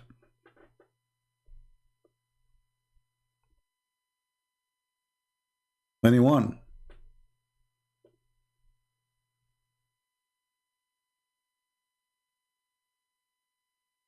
Anyone? Any two? Read. And look, even from the beginning it is stupid. I'll read and then name the one who created you from a piece of thick congealed blood. Have you ever heard of stupid statement?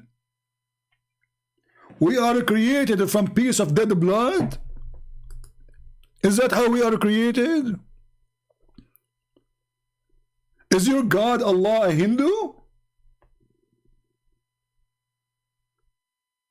He think we used to be beef? This is God now? He just start scratching his ass, and look what he came with. He is a created man from a clot, between two brackets, a piece of thick congealed blood. Like what the heck? Between two brackets, now they're trying to fix it. They're trying to make it more understood. Brother Sister, from between of thick congealed blood. Are you sure? Yes, brother, we are very sure. Can we call Zakir Naik? Go ahead. Tadadam, tadadam. Tadadam, tadadam. Tadadam, tadadam. Christian Prince, don't call me. Zakir Naik, we are calling you because you are a doctor and we need now a doctor immediately. Christian Prince, I'm so happy that you are dying. Zakir Naik, I'm not dying, don't worry. This is doctor, we need a doctor for consultation. Christian Prince, I'm so happy that you are sick. Zakir Naik, I'm not sick, I'm not dying. I'm just going to ask you about a consultation. Christian Prince, you just said you are calling me because you need a doctor. That means that's a good sign. Alhamdulillah, Allah is killing you. Zakir Naik, listen, Allah is not killing me. I am live on air and everybody is laughing at you. You are an idiot. Stop being an idiot. Be a doctor for one time in your life. Christian Prince, I can show you my degree, and I am a doctor. I graduated from India. Zakir Naik, I don't know where you got it from, but you are an idiot. Unless you prove me wrong. Okay, go ahead. So when Allah, he says he created the man from a clot, and that is a congealed blood. How in the world this has happened? Christian Prince, first of all, show me your face. Show me your faith. Okay, Zakir Naik, we are talking about the Quran now. What does this have to do with my face and my bum? And what's wrong with you? Christian Prince, first of all, I'm busy right now, I'm eating. And I cannot talk to you because you're a kafir. Like Zakir Naik, a second ago you were a doctor and you are excited and I'm dying and I am sick and you are thanking Allah for my death. And now you cannot answer how in the world the Quran says such a stupid thing. Christian Prince, first of all, I'm going to warn you. First of all, I want to invite you to Pakistan. In there, I welcome you, very warm welcoming. Zakir Naik, you want to invite me to Pakistan? What will we do there? Are we going to go to Muta? Christian Prince, behavior theft. Muta is forbidden. Zakir Naik, he allow it. Exactly. And then he forbid it. Exactly. And then he allow it. Exactly. And then he forbid it. Exactly. And then he forbid it. And then exactly. And what's wrong with your prophet? Why he allow it, forbid it, allow it, forbid it, allow it? That's mean he is confused. And I'm confused about it too. So we can do it. Christian Prince, I'm very respectable man. I don't do mut'a, I rent women. Zakir, you rent women. Christian Prince, mut'a is a form of renting. So when you remove mut'a, you are renting. For how day you can rent her? It depends. Like 1 day? It depends. 2 days? It depends. Isn't the Prophet says 3 days? If you like to increase, you increase. Exactly. Zakir, are you going now to explain to me the verse in the Quran, chapter 96, verse number 2 or not? Christian Prince, first of all, I can't hear you. Zakir, come on. Chapter 96, verse number 2. Christian Prince, are you there? Zakir, for the sake of the shin of Allah, you hear me very well. I can hear your fall. Here we go. I heard it. So why you will not read for us 96:2, explaining how stupid the Quran is? You're a doctor. Go ahead. Christian Prince, are you there? Christian Prince, I can't hear you. I'm here. I can hear you. Sorry, I'm going to hang up. Zakir Naik, don't do that to me. Now, come on. People are, this is embarrassing for Islam. Christian Prince, I'm hearing you. Zakir Naik is gone. Who is a Muslim when I call us and tell us how in the world that Allah, He created us from a clot of dead blood? This is the first verses Muhammad received? Science. Science, right away.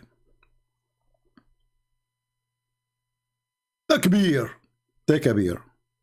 Take a beer, take a whiskey. Who cares? Still, Muhammad is a crazy man. Who's next?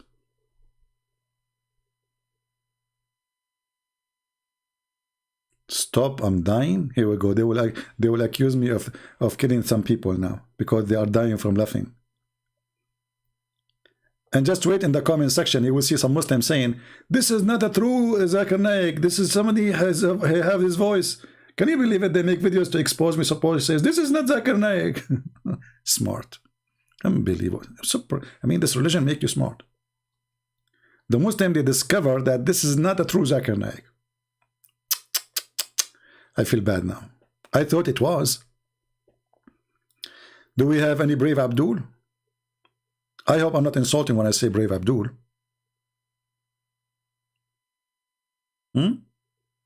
What happened to Hamza, the one he said you want to call me? Why taking him so long, Hamza? Any Muslim? Here we go. Somebody saying, I love how you make Zakir Naik. My friend, this is a true Zakir Naik. He's next to me. Zakir Naik. They are saying it's not you. Christian Prince, they are stupid. I'm telling you, just tell them.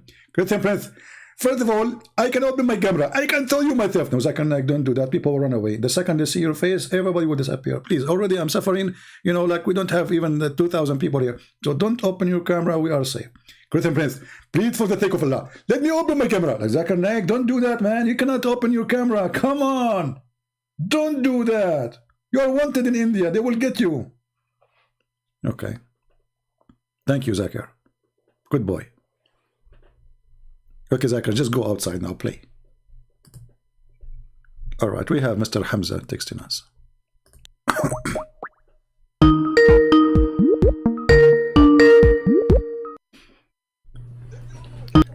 Hello?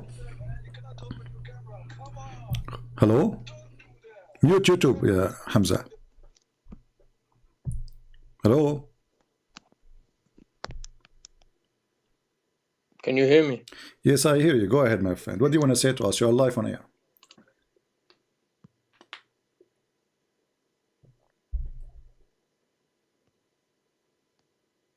Are you there? Yeah, hello? Okay, what do you like to say to us? You are live on air. Go ahead. You are listening. What do you think? Is Islam from God? Yeah, of course. Why it's from God? Go ahead, tell us. I know for certain. Why? Tell us why. Because I've had personal experiences. I know this is from God. This religion, the religion of Muhammad, is from the true creator of God. Right. The same God of all of the prophets. Did you say to me from the true creator? Solomon, David, Adam. Did I hear you correct? Did I hear you correct? Did I hear you correct? You said from the true creator. Yeah. So how the Quran says there's many creators? The Quran says that there's many creators. Yes. Where does it say this? In many verses in the Quran. No, does the Quran say that there is the one God? Only one God. You see, you are the one who said to me the creator, so you are contradicting your God now. Chapter 23, verse number 14, it says Allah is the best of the creators. Best of the creators. Maybe, no. You're misunderstanding. That's not what it means. So Allah, he says he is the best of the creators, but there's no creators. So no, you're just playing with words. I'm not playing. I mean, this is the word how it is in the Quran. No, that's playing with words. Okay, my friend, is that what the Quran is saying, or I'm making things up? It says in chapter 23, verse 14, Allah is the best of the creators. Yeah. Okay, if we look at it in that sense, creators meaning if there are any creators, are there any? If there's only one God? Okay, no? so let me understand now. So let us agree together. There's no other creators, right? Yeah. So when Allah, he says the best of the creators, this is a lie. No, it's not. Because how he say, if I am the only student in the classroom, and then I say to my mother, hey mother, oh, I got the number 1 grade, okay. I am the best of the student, but there's no other students. That's mean I'm lying. No. Okay, so what does it say? Allah subhanahu wa ta'ala is the best of the creators. So when it says best of the creators, it is addressing at the same time if there are any other creators. That's a powerful language of the Arabic in the Quran. If you're reading Allah is the best of the creators, then it's addressing if there are any other creators. So, but do you see here it says if? Are you adding words to the Quran now? He did not say if. He says Allah. So blessed be Allah, the best of the creators, which means he's confirming there's a creators and he is the best. No. This is like strong language. It's a strong language. How strong it is? Okay, exactly. It says, guys, it's a strong language. A strong language. It says he is the best of the creators. So if there's only one creator, he is using a wrong language. This is strong language in a wrong location, because if he is the only creator, then there is no other creator. So this is a phrase which is fraud. Okay, so let me say something.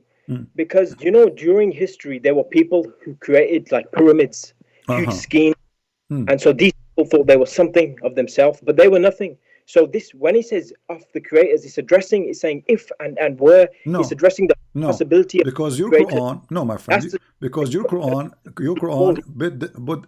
put definition of those who they can be called the creators is the one at least can create a fly. Quran put the definition for it, so you can play with it.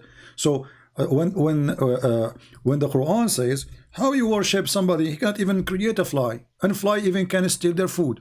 So so those who you worship and they cannot create a fly, they are not creators. The Quran said the definition is not up to you.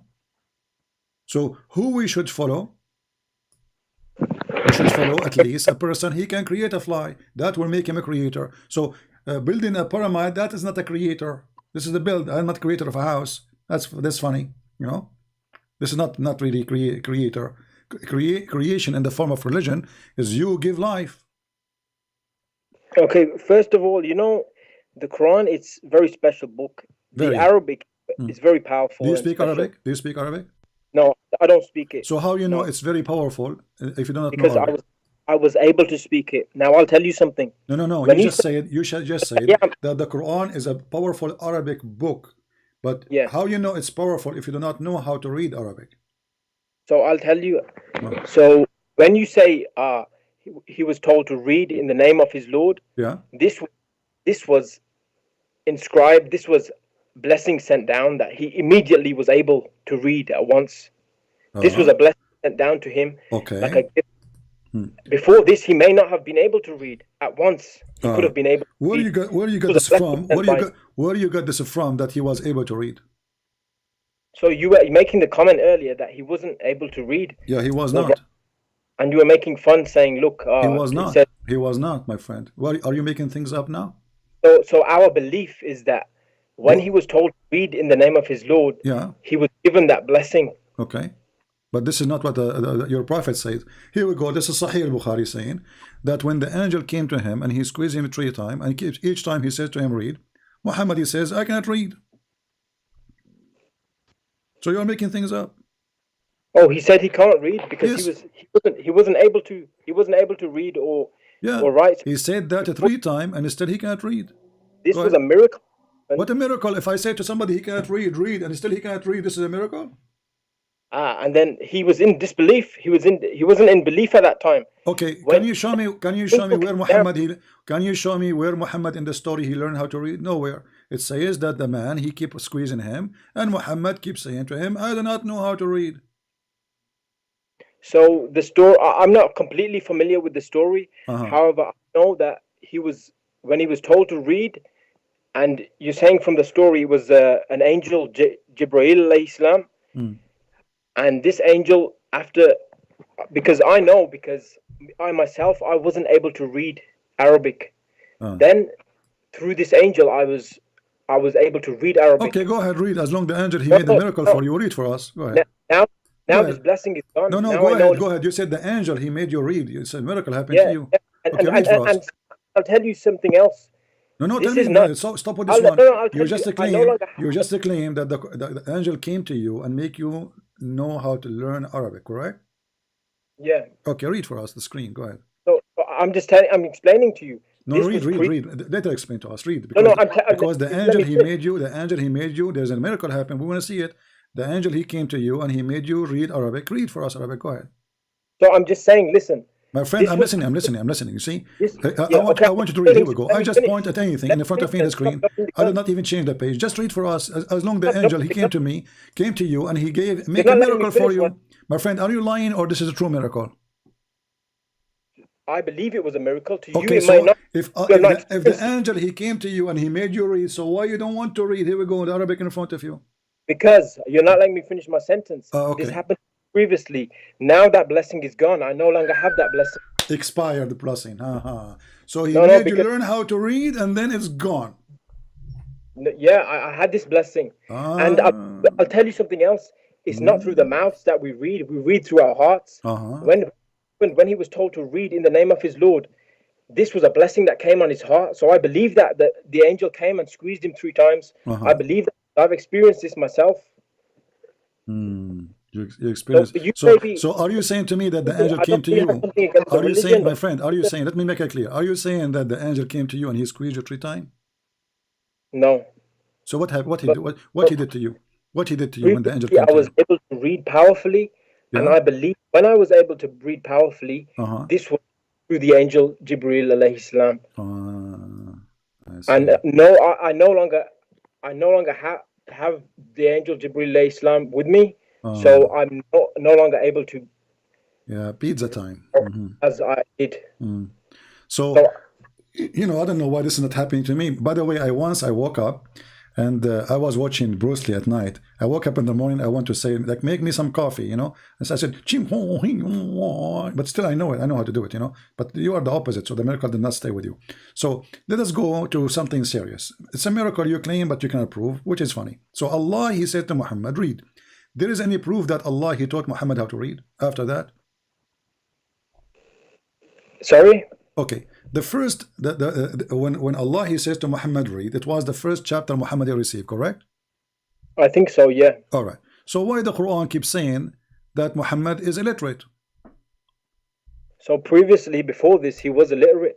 You see, all this Quran, which was written down into the book, he didn't write this down. When revelation came to him, for example, this verse that you're showing right now, when this came to him, after this came to him, he would write it down. He would go back to his people and he would go back to his people, and they would learn it themselves. Okay, my friend, are you listening to me? I want you to focus with me. Focus with me. Listen. So the first verses Muhammad received, Allah, he said to him, read, correct? Yeah. Okay. And you said that Allah, when he said that to him, read, he was able to read, correct? Yeah. Okay. Now we have a chapter 7, which came long after, still says that Muhammad is illiterate. So which chapter is this? Chapter 7, verse number 158. Chapter 7? 158.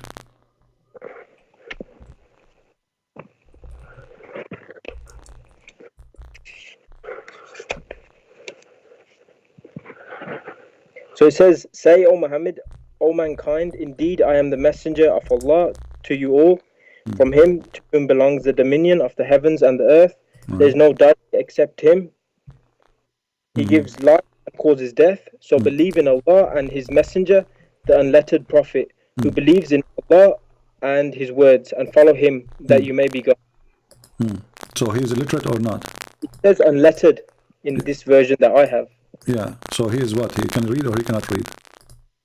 So when it says here unlettered, it says unlettered.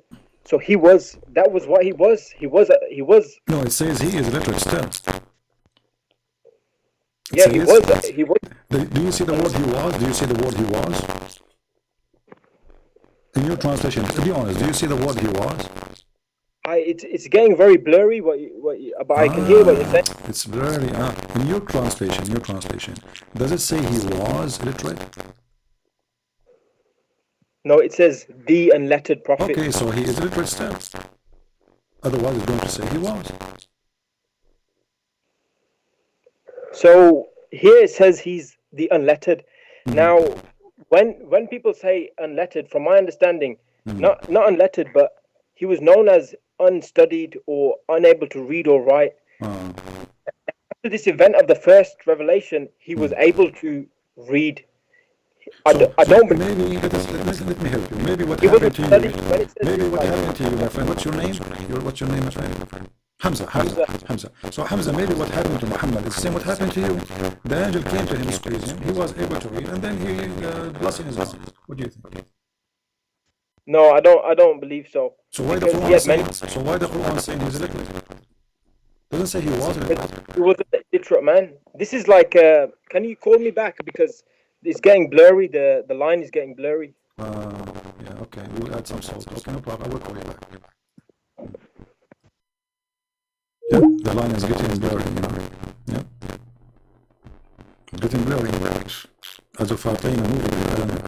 What blurry for what? We hear you fine. Let us call him back.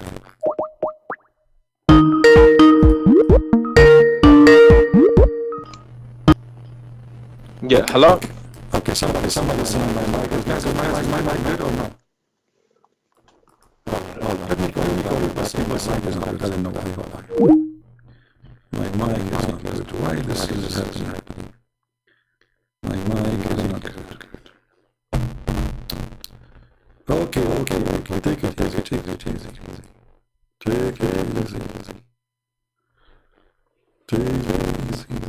Jabril is squeezing me on my mic.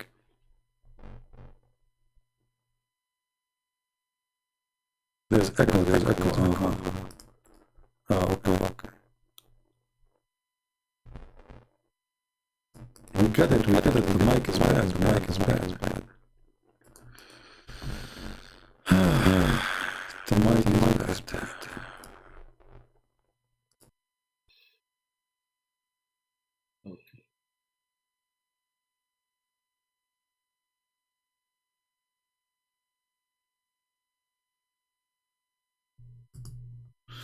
All right, is it better now?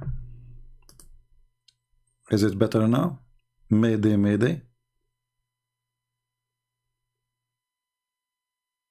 Is it better now? That's my mic became a story. I will make Quran. It's called your mic. What's wrong with the echo? You know, Allah, He speak with echo. Don't you see me in my hijab video? It says, and then I'll just call him.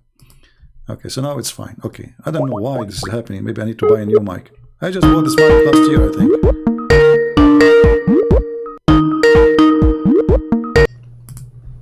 All right. Do you hear me now, my friend? Yeah, it's better now. Yeah. Okay.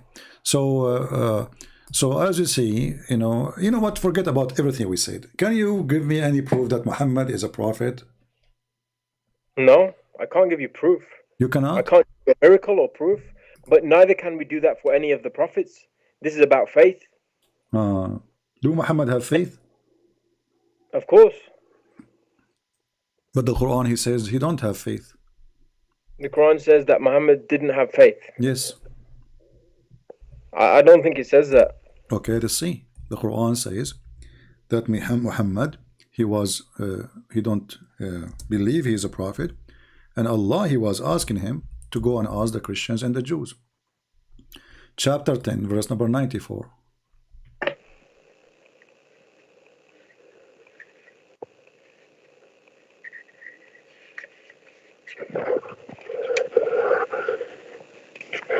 So it says they will make excuses to you when you have returned to them. No, here, sorry. Here, chapter 90, verse number 94. Which chapter? 94. Chapter 94. Yeah.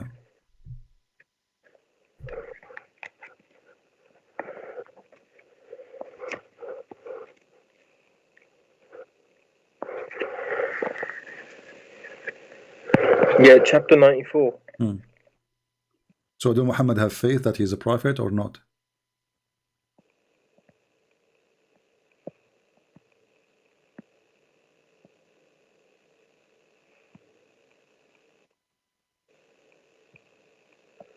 So chapter 94, why do you say that it means that he didn't have faith? Well, it says, if you have a doubt about what revealed to you, go and ask the Christian and the Jews.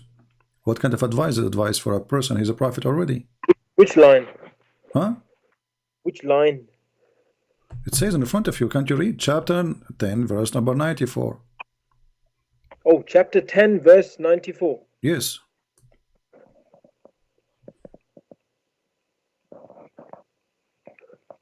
Sorry.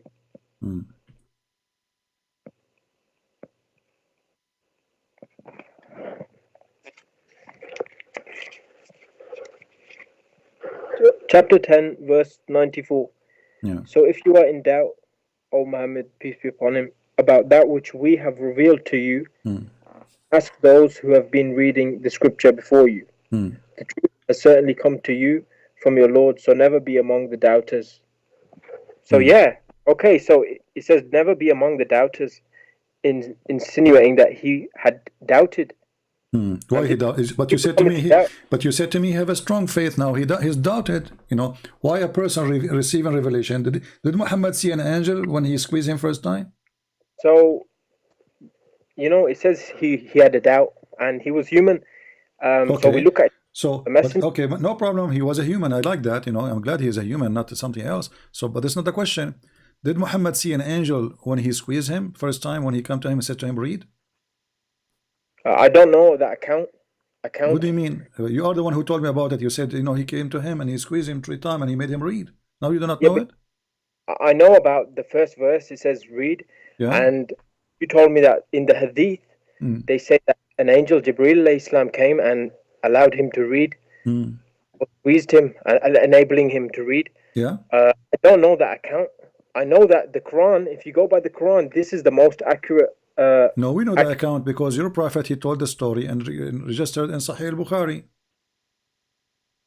Yeah, so, I don't know. Okay, so do you believe that angel came to Muhammad for true or not? Oh, certainly. Okay, so why Muhammad himself, he don't believe it? So why Muhammad don't believe it? So he had a doubt. Okay, you are a person who never saw the angel and you don't have a doubt, and then Muhammad is the one who saw the angel. The angel squeezed him 3 times. And already he's a prophet. He received 51 chapter already, because this is chapter 10 is chapter 51 according to Revelation. So now Muhammad, in the middle of his prophethood, he received 51 chapter already out of 114, and now he have a doubt about he is prophet or not. So I'll tell you something from memory. I don't know this specific scenario, But I'm just reading. It says he was in a doubt. He had a doubt, and this is this is helping him with his doubt, or so because he was human anyway, so he had doubts. Yeah. So after Muhammad all this time claiming to be a prophet, and then we find that after more than 10 years claiming to be a prophet, we find that he himself have a doubt that he's a prophet. How crazy is that? No, it doesn't say that he had the thought that he was a prophet. It says, so if you are in doubt about that which we have revealed. No, it says that. It says, and he is asking him to go and ask the Christian and the Jews.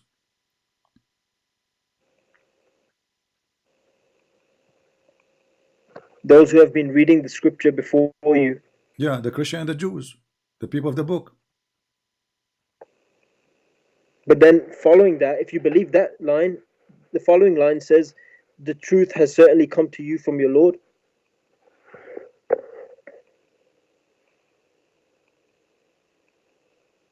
And?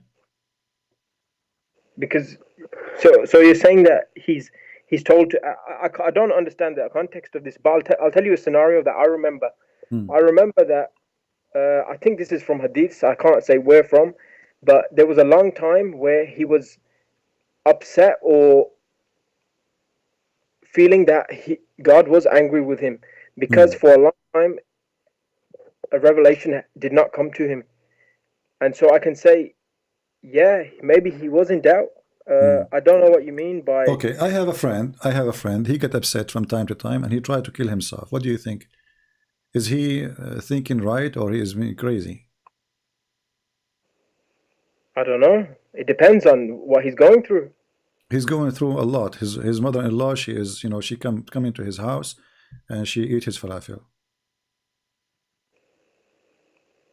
So is he right to kill himself? I don't know. You tell me. What do you think? Is it right? Is it a behavior of somebody is, he's mentally thinking right, or this is a crazy behavior to try to kill yourself? I can't say because I don't know what the person's going through. It's difficult. We don't know what everyone's going through is. I know, but don't we know that there is something called mental illness? Yeah. Okay, so if somebody trying to kill himself, is he mentally ill? Maybe not. Maybe people are driven crazy by mental illness. But you just said driven crazy, so he's mentally ill. You're the one who said. You're answering me now, saying he's driven crazy, so he's crazy. I know. Listen, I know this because I've been driven crazy by mental illness, and I've wanted to kill myself. So that's my scenario. So I don't know what this man is going. Why you try to kill yourself? Crazy. Why you try to kill yourself? I've had some mental illness. It doesn't mean that I'm crazy. Why you try to kill yourself? If you'd like to share. No, I have many thoughts coming in my head. Like what? Too many. Just what happened with me like 6 months ago? I wake up in the morning, and every day I'm having many thoughts coming to me. So like bad thoughts. And God didn't help me, but I'm still grateful towards God because my scenario could be far, far worse than this. I still have my hands, I have my feet, I have my eyes. I'm still in good health, and if the worst thing is, I could be in hell. I could be in a place of fire and torment.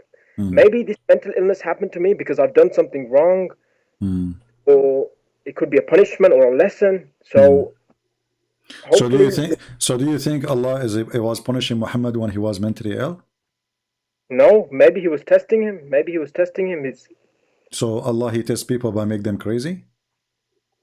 No, I don't know his scenario. What exactly happened? I don't know. Only God knows himself. What exactly happened there? Okay, you know what? I'm going to go with you to zero. I'm going to change this topic. I want you to help me. What is going to make me believe that Muhammad is a prophet? Go ahead. I want you to help me. I can't give you that. It's if God wants to guide you, then there's nothing that can stop anybody. Let us stop with here. Do Allah guide or misguide? He guides. He don't misguide? He allows to go astray whoever he wills. Okay, but do he guide or misguide? He guides. He don't misguide? He can allow to go astray whoever he wills. No, this is not about allowing. I'm asking you a specific question. Do he misguide? Do he deceive? No, he doesn't deceive. His promise is true. Okay. The Quran is true. All right. What everyone is going through. You're a prophet. You're a prophet. He tried to guide some people to Islam. Yeah. Right? And then Allah, he says to him, how are you going to guide the one who Allah misguide? What do you think about that? Exactly. Okay. Tell us, what do you think? So if because this was his heart, Muhammad, peace be upon him, he wanted to guide many people. I remember I reading somewhere similar to this. Yeah, but focus with me. I don't care about Muhammad now. Allah saying to Muhammad, are you going to guide the one who Allah misguide? Exactly, because he was going against his way to guide people. My friend, what's wrong with you? Right? So Muhammad was sent to guide who? To guide the one who is misguided, correct? Yeah. Okay. So why he cannot guide the one who is misguided? When Muhammad he came as a prophet, how many Muslims was in Mecca? So there were some people who were not Muslims. Some of his family members, they were not Muslims. This is not the question. This is not the question. How many Muslims was in Mecca? I don't know. What do you mean? There's anyone beside Muhammad? Yeah, there's many people there, yeah. Many people, they were Muslims? Oh, no, there was very little people who were Muslims. Slowly, more people started. Okay, but the question is very simple. How many Muslims was beside Muhammad? I don't know the full history, but okay, there was Muslims. Okay, let us say there was 5. Okay. But if Muhammad he is not sent to guide the one who is misguided, then what Muhammad sent for? Oh, no, you're misinterpreting. You're misinterpreting. When it says some people are misguided, I have experience with this. I tried to guide people who were misguided, people who completely didn't want this message, who were completely against it. So I went out of my way to try to guide them, and this took me belief. So, and later on, I learned from this lesson that I can't guide everyone. I can't save everyone, even if it's my own family members, because I used to try strongly. Like my friend, you are not listening. You are just in the limbo. Listen, it says, and the one who Allah deceived, nobody can guide him. So in the first reason to be deceived, it's Allah who deceived them.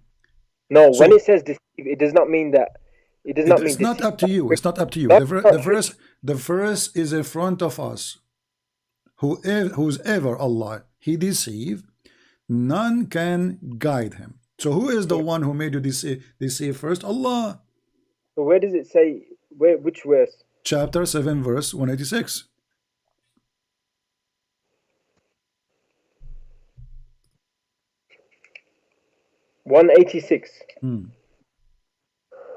Whoever Allah subhanahu wa ta'ala sends astray, there is no guide for him, and he leaves them in their transgression, wandering blindly.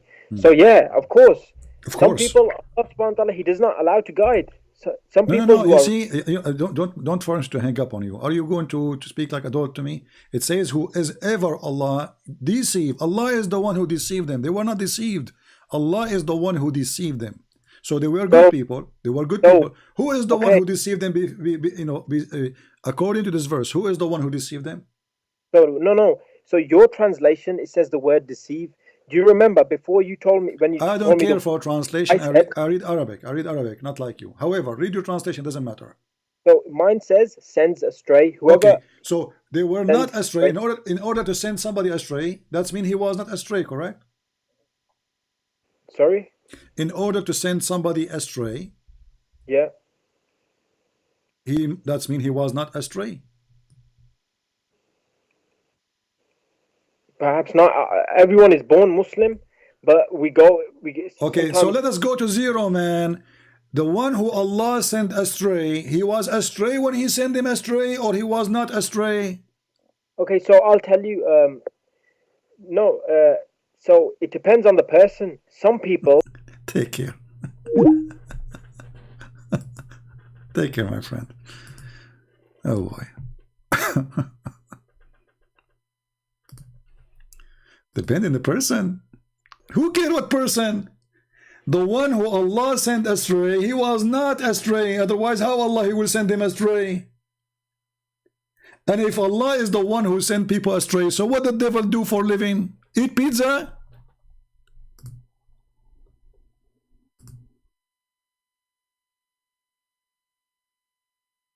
Where does people coming to me from?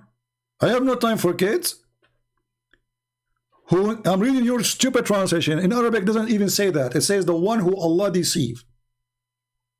No one can guide him. Simple. So he was not deceived. Otherwise, if he was deceived, then Allah did not deceive him. And then if this is what happened, that's Allah did not deceive him. So how Allah, he says he is the one who deceived him? That means this is a fraud. Stupid statement. So the statement so clear saying the one who Allah he deceived, no one can guide him. No, depend on the person. And Allah, you know, the angel came to me and he made me read, and then the blessing is gone. Okay. Shish kebab. Yeah. How stupid this cult is. And if this is what Allah he does for living, what shaitan doing then? What shaitan he do for living? Actually, according to the Quran, shaitan is deceiving people because of Allah.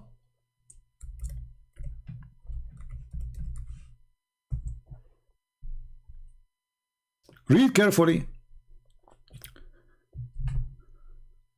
This is your Quran.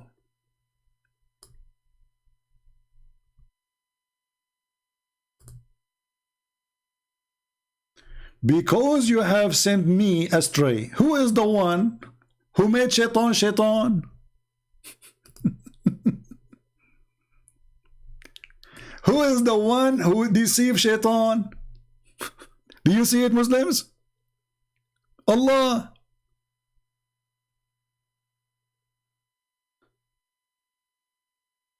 Shaitan in Islam is a good guy. Allah, he deceived him.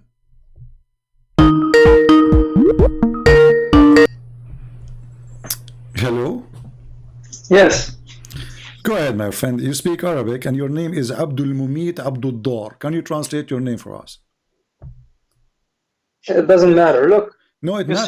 No, it matters. I want you to translate because this is a very disgusting name to call it for God. Translate for me Abdul Mumit Abdul Dar. Abdul Mumit means the slave of the killer. Okay. And Abdul Dar? The slave of the one who does bad things. Bad things. So you are the slave of the one who do bad things. Yes. And that is Allah. Yes. Okay, go ahead. So you were saying that, I don't remember what you said, but basically you said that Allah misguides people, yes? Right. Okay. So, so for you, Muhammad, he misguides people, right? Allah, he misguides people. Muhammad is just a fool. He's just a messenger of God, yes? No, he's not a messenger of God. He's a messenger of shaitan. You are just told me. You are just told me that Allah is the one who killed the killer. You are the slave of the killer and slave of the one who do bad. That is shaitan. Yeah, but who created shaitan? No, but you are the slave of the one who do bad. And this is one of the names of your God, right? Allah is the one who do bad. I appreciate your honesty in translation. And now, who is the one who deceive people, Allah or shaitan? Both. Well, the shaitan says that Allah deceives shaitan, and shaitan is just deceived, correct? Yes. Okay. So if a shaitan is deceived by Allah, and I am deceived by shaitan, and I am deceived by Allah, and you are the one who said both, that means the real deceiver, the big deceiver is Allah. But for you, this is all Muhammad who said that. He's faking this, right? Who is faking this? It's Muhammad who created the Quran for you. I want you to tell me what Islam teaching you, regardless now if Muhammad is faking it or not. So do you agree that shaitan is a victim of Allah? Allah deceived him? And Allah I agree. Okay, so if shaitan was deceived by Allah, why shaitan is bad then? Because he also deceives people. Yeah, but he is deceived himself by the deceiver, Allah. So he is a victim of the big deceiver. So I am deceived, and then because I'm deceived, I will, as a result of my being deceived, I will deceive people whatever I say. So here you see that Allah is the biggest deceiver. He is shaitan.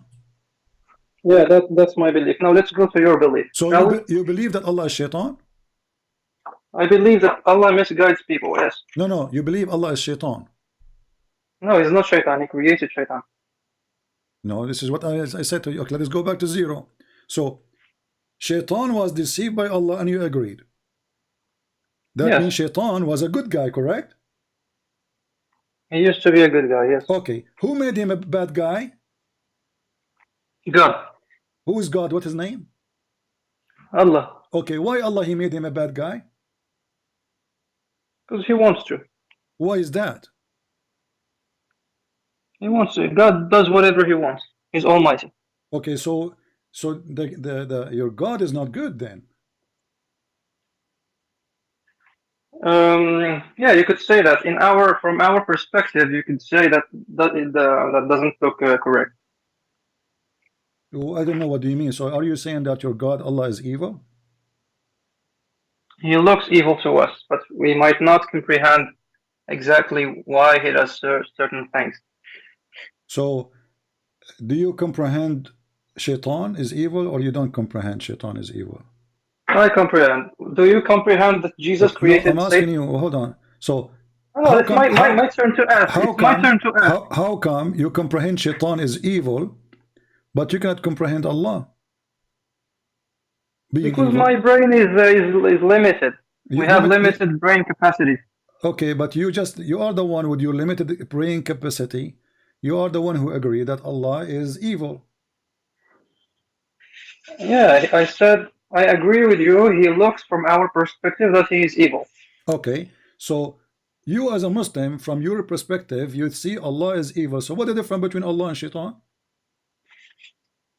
They're different beings. Allah can do good sometimes, but Satan, he does only bad things. Okay, did you just say that shaitan, he do only bad things? Yes. Okay, so how come your prophet, he said that shaitan, he ordered him to do good things? No, that's Al-Qarin, it's not shaitan. This is who? Al-Qarin. But this is shaitan. Yeah, I was talking about Iblis, not the species of what species? What species? Isn't it the devil? Here we go. This is your prophet says the devil in the hadith. No, each person in Islam, the belief is... You speak Arabic, I speak Arabic. فَإِنَّ الشَّيْطَانَ يَجْرِي فِي أَحَدِكُمْ مَجْرَى الدَّمِ. Translate. And then he says, do you have a qareen? He says you and even me, right? So the one who is the qareen, so the one is the qareen is the shaitan, correct? It's not Iblis. It's a shaitan, not the shaitan. Okay, not Iblis. Who is Iblis then? Iblis is like their master. He's the master Satan. Is he the master or the father? He's both, actually. So is he the father of all Satans? Yeah. Okay, how he have kids? They say that he lays eggs. He has like a penis in his right thigh. Okay. And a vagina in his left, and he... All right. So Allah, he created one shaitan, and when he created him with penis in the right thigh and a vagina in the left thigh. If there is any proof of that? No. So why you Muslim believe in such a thing? It's the best they could do. I don't know if they heard it from the Prophet. I don't know. I don't even remember if it's a weak or strong hadith, this one. Okay. So if not is true, not as strong, then how shaitan he got his kids? Well, I told you it's one hypothesis that he lays eggs.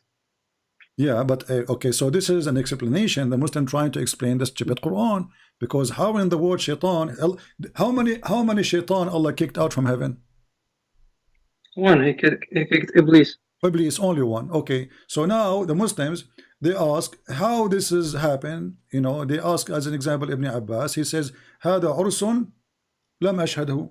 This is a wedding party I did not witness, because shaitan did not get married, and his only one is get out.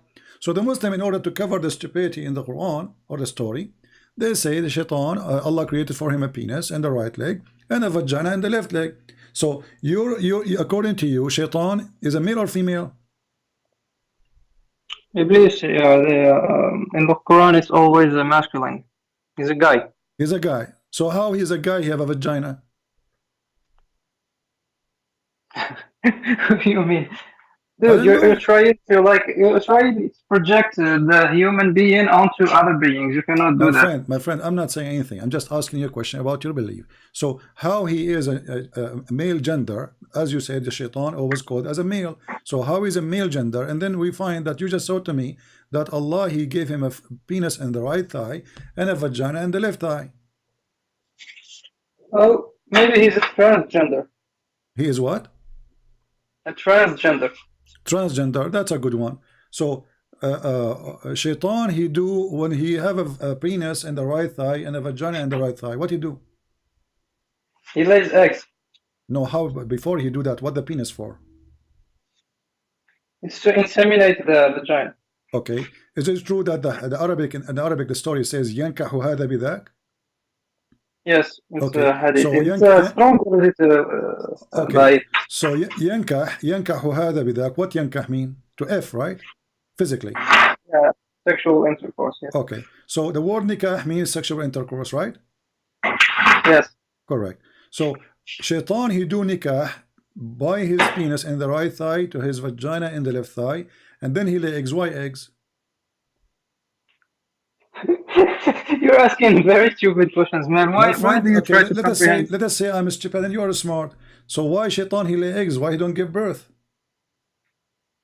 No, that's what God wants. He wanted, okay. He wanted it like that. But let me make it simple for you.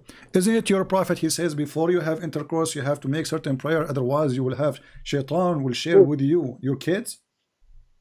You are jumping all over the place. Let me ask you one question. We are in the same place. When you're a prophet, he says you have to say a certain prayer before you do intercourse. Otherwise, shaitan will share with you your kids.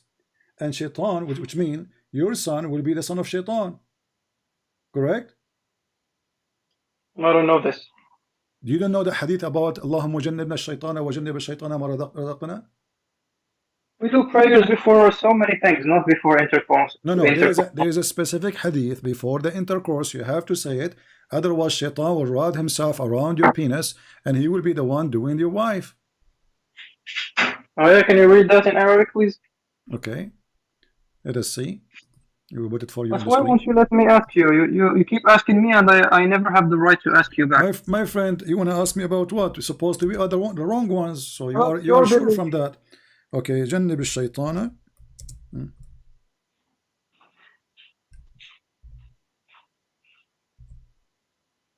All right. Here we go. This is the hadith. Let us see.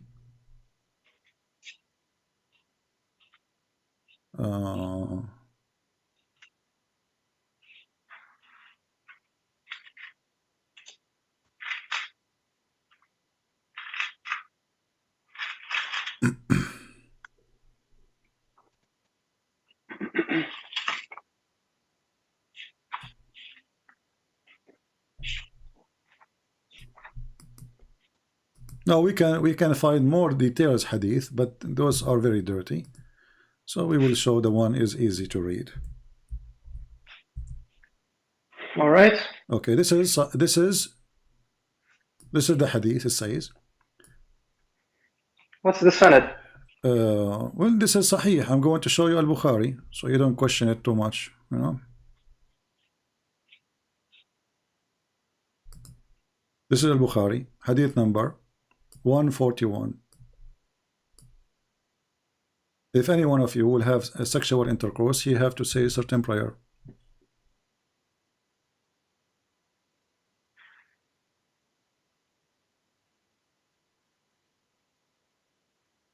Shaitan will sleep with your wife, and different hadith says he will round himself around the man's private part, and he will be doing the wife. Protection. Huh? Just a protection. Yeah, he will be like a condom. Because we say prayers before we leave, we say prayers before entering the bathroom, we say prayers before buying clothes, before anything. Okay, so shaitan, you have to say a prayer. Other shaitan, he is going to have sex with your wife. So how shaitan he lay eggs, but then your wife she will have baby if he slept with her. Why she is not laying eggs? Okay, you are asking very stupid questions. With So all my my friend, respect. so you are saying to me it's not stupid to believe that shaitan have a penis in the right leg and a vagina in the left leg, and I am the stupid because I'm asking the question. No, this one is known. It's a known hadith that he has a penis on his right thigh. But You are the one who mentioned it to me, right? Yes. Okay. So why you need why need to pray? Why we need to pray before shaitan, before intercourse? Otherwise, shaitan, he will share with us our offspring. What will happen exactly? I don't know. It's figurative stuff. I don't know. But can it you doesn't help me? belong to this book. Okay, can you help me? I'm trying to understand, if you don't mind. What will happen, you think? Well, don't you, like in Christianity, believe in Satan and he can do bad things to you? Okay, my friend, I'm asking you, what will happen if you forget to have this prayer and you have intercourse with your wife? With my respect, your wife, we are not trying to insult. What will happen exactly? What do you think will happen? I don't know. It says here that shaitan will take control of him. Not only he will be the child of shaitan, shaitan will take control of him, which means that the child will be bad. Yeah, okay, so. Okay, guys, he agree that shaitan will be bad, but your prophet, his father did not pray this prayer. That means Muhammad is bad, he's son of shaitan. Dude, it's only a protection. My friend, it's protection. Okay, I go with you, protection, and I ask you, if you did not do this prayer, he will be bad. You agreed. So your prophet father, he did not say this prayer. He never heard of it. He's a kafir anyway. So that's mean. No, it's not he will be bad. He might be bad. No, he will be bad. He will be bad. The Quran confirm it. ذُرِّيَّتَهُ. So your prophet, he never mentioned this prayer until now. No. So his father was a kafir. He will go to hell. That's mean when Muhammad's father, he slept with his mother, he did not say that prayer. That means Muhammad is not protected and he will be evil, as you said. Can you read the whole sentence in Arabic, please? Our friend, you know Arabic, right? Read it in front of you. لو أن أحدكم إذا أتى أهله قال بسم الله. You know, read it in front of you. I need to open my phone.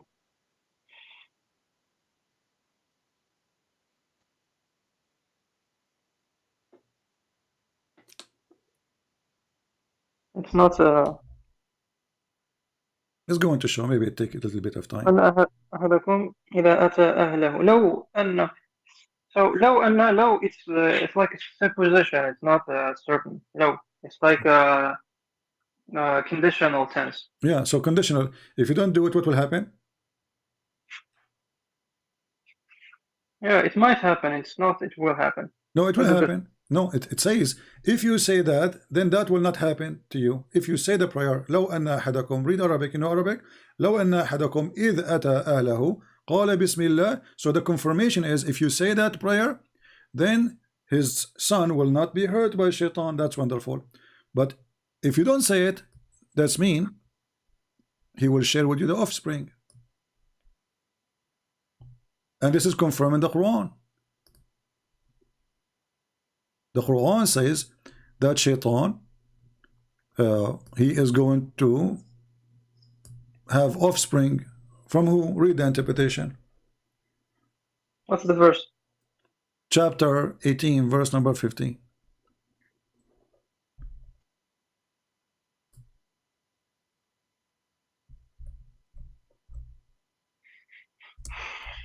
هؤلاء قوم اتخذوا من دونه آلهة لولا يأتون عليهم بسلطان بين فمن أظلم ممن افترى على الله كذبا.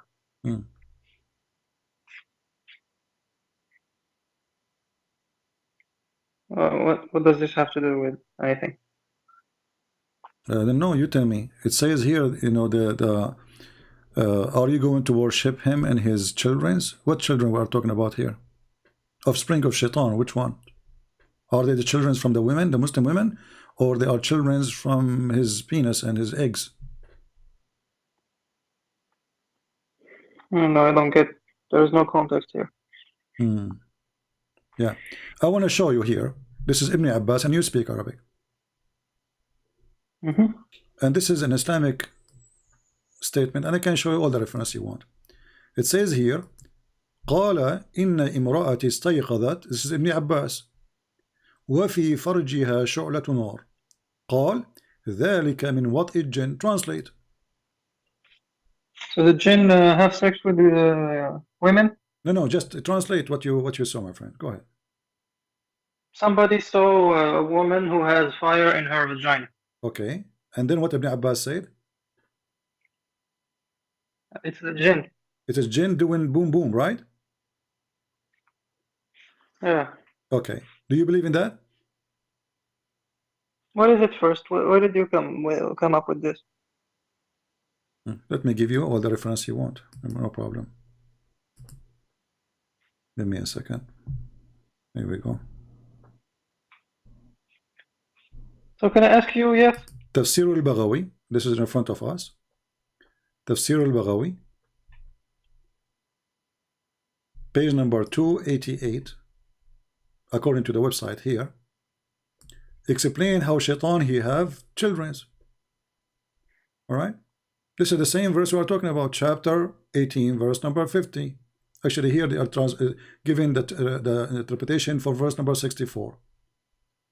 The chapter of 17, but the same one, chapter 17, verse number 64. It says here that the woman, this guy he saw in the vagina of his wife, he came into her room and he saw a fire in her bushes, in her pubic area. And then Ibn Abbas, he says, well, this is because genie was effing her, correct? Yes. All right. So, so Muhammad then, his father did not say this prayer. That's mean he is a shaitan, he's a son of shaitan. And the shaitan, he have a fire in the bushes of Muhammad's mother. Okay, can I ask you now? You want to change topic now? Yes. Oh, okay. Go ahead. What do you want to ask me? Why did Jesus create Muhammad? Why did Jesus create Muhammad? Jesus created Adam and Eve, and then he gave Adam and Eve the ability to, to reproduce. That's all. He did not create a specific person. He created only one male, one female. Do you have different story in the Quran? Oh, in the Islam we believe he created everything. Okay. No, the Quran, no. If you go in the Quran, you see, it says here, وَجَعَلْنَاهُ نَسَبًا وَصَيْرًا. نَسَبًا وَصَيْرًا. Do you know what does that mean? Who? Allah speaking, saying, chapter 25, verse number 54. Do you know what does that mean? وَجَعَلْنَا مَنْ نَسَبًا وَصَيْرًا. Who? A human being. So, what does it mean? You tell me. I don't know. You are the Muslim. I thought you are the Muslim, not me. We made human beings نَسَبًا وَصَيْرًا. Okay, what does that mean? So it means we are his children. Children of who? Of God. You are children of God? You Muslim believe in that? That's what the verse says, no? I don't know where you get this from. I don't know. It says it is he who created man from water, and he has appointed for him kindred by blood and kindred by marriage. And now you are telling me this is mean that Allah is your father? No, maybe I understand the verse wrong. Okay, if we go and read the interpretation, we will find that according to this verse, Allah, his creation, all of them he created them from the water, which is Adam, right? But the water here presents sperm. Was Adam created from sperm? No. So the verse is wrong then. Oh, what? Why did you say that it's a sperm? Okay. When the Quran says that Allah created Adam from water, if we search the word ma, we will find that the word ma always in the Quran come as a sperm. As an example, ma in dafiq. Ma in dafiq. No. So we created the man from gushing forth fluid. What kind of a fluid it is? It is gushing fluid. What is that? It is the sperm. Do you agree? In this verse, yes, but in others, no. So it's possible that the verse have different meaning. Okay, was Adam created from water or from mud? From water. How? From mud. How you can support that? Show me. وجعلنا من الماء كل شيء حي. Okay, وَجَعَلْنَا مِنَ الْمَاءِ كُلَّ شَيْءٍ حَيٍّ, and we made it from the water every living thing. Is the angels made from water? Yes. Angels are made from water? They must be. I thought they are made from alive. I thought they are made from light. Light and water. Yeah, now you are mixing things together. Your prophet, he says they are made of light, shaitan made of fire. Correct? Yes. Okay, so Allah is wrong. Not every living thing according to Islam is from water, because shaitan, at least, he is not made of water. He's from fire, and fire is not water. Now we go back to zero. When you say to me that Allah, he made everything from water, and the Quran says Allah created Adam from water, but then we will find that Adam wasn't created from water. Adam was created from dust. From dust? From mud, you mean? Well, isn't it? So it's not water. You say water. If we say water, that means it was water alone. If we say water and dust mixed together, that will not be water alone. No. Are you created from water alone? Are you just water? No. There's okay. More. So this is wrong. So when Allah, he says we created everything from water, that's false. Specifically, especially when we talk about Adam and Eve, because Adam was not created from water, so the Quran cannot be from God. No, because mud has water in it. No problem. So if we have water in it, doesn't mean that this is created from water. That's wrong. That's false information. If I buy a product and then they say to me, it says in the box, it says contain water. So if I open it, I should not find anything except the water. Do you agree? I don't agree. You don't agree. So if Allah, he says it's made from water, then we open it, we find it many things, not only water. That means this is false information. No, it's not. It's incomplete information. Incomplete. I like that, guys. Did he say incomplete? Did Allah complete? Yes. Did he give us incomplete, or he completed the information? When it comes to creating from water, he gave us incomplete information. Oh, so when it's come to only the water, he gave us incomplete. Can you give me one thing Allah he gave it was complete? I don't know off the top of my head. Okay. Did Allah, he says he completed your religion for you? Yeah. اليوم أتممت لكم دينكم. All right. Which day is that? What do you mean, which day? Well, which day? Because it says today, I completed your religion for you. Friday? Friday. That's wonderful. Guys, Allah, he completed Islam Friday. That's wonderful. So why Allah, he, when you Muslim, you say he completed Friday, that means he finished working and he takes Sabbath as holiday, right? No. So he was working until Friday, according to you. No, he's always working. He's always working? Yeah. Oh, okay. Yeah. So when he said he completed my religion for you, what he is doing after that, after he completed? He's managing the whole universe, man. Okay, that's a good thing. He is managing. So now Allah, he says, I completed, but this is in the beginning of the Quran. No, because the order of the surah is not. So so you are saying this is Quran that we have today is screwed up. This should be at the end of the Quran, correct? Yeah, it's shuffled. Okay, so this verse should be at the end of the Quran. Who is the one who changed it and he put it here? This is wrong. You don't say the end of the movie when the movie is just in the beginning. I think it's Abu Mus'ab al-Du'ali or something like that. Who? Abu Mus'ab al-Du'ali.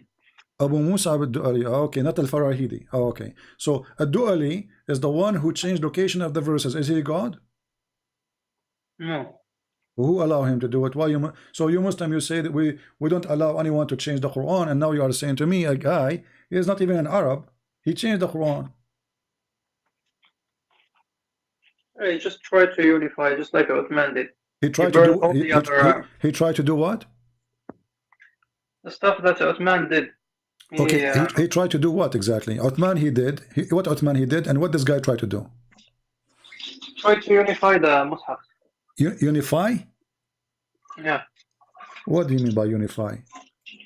Because people had many mushafs, like every Christian had their own. Exactly. So there was many Quran, and none of them is the same as the other. So the Muslim, they lie to us when they say we have one Quran preserved. Yeah, of course, it's not preserved. Okay, so it's not preserved, it's a lie. Now, so what we have here, a guy, he came and he put this chapter, this verse, in this location, and that it damaged the whole Quran, because this should be at the last verse in the Quran. Today, I completed your religion for you.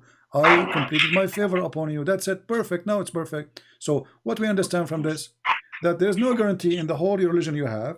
Who came first? Who came next? Who is the one putting this here? Maybe they are even adding those verses. Do you have any guarantee that this is not added?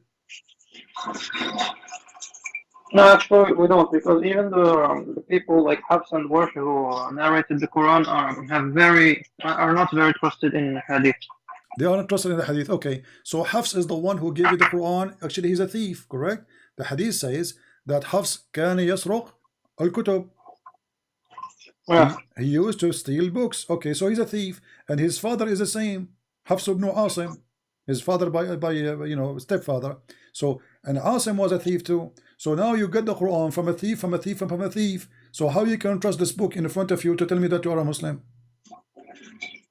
Yeah, actually, I'm not a Muslim. I was just sorry, say again. I'm not Muslim. You are not a Muslim? No. Say okay. Say that Muhammad is a fraud. Muhammad is a stupid Abdul. Okay. And, so why you are calling me all this time and playing you are a Muslim? Are you a fraud too? Yeah, you can say I'm a fraud. I think you are a Muslim, but because it's embarrassment for you, so you decide to fix all what you said. You say I'm not a Muslim. Is that what happened?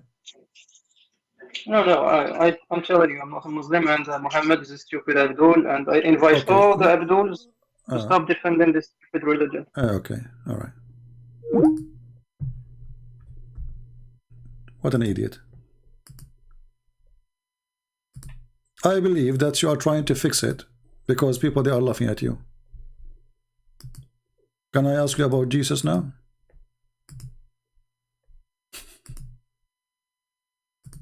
Very embarrassing. So now what we will do, we will say that I'm not a Muslim, because now this will be all over the internet.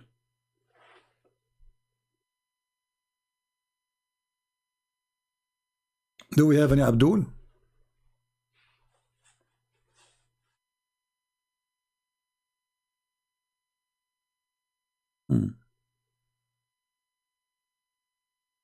Anyone?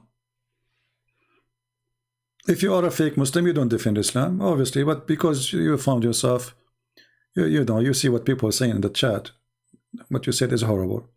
So now you try to fix it. It's like Muhammad, when he was claiming to be a Muslim, when he saw people, they are laughing at him, he says he started worshipping Allah and Uzza. Suddenly he's not a Muslim.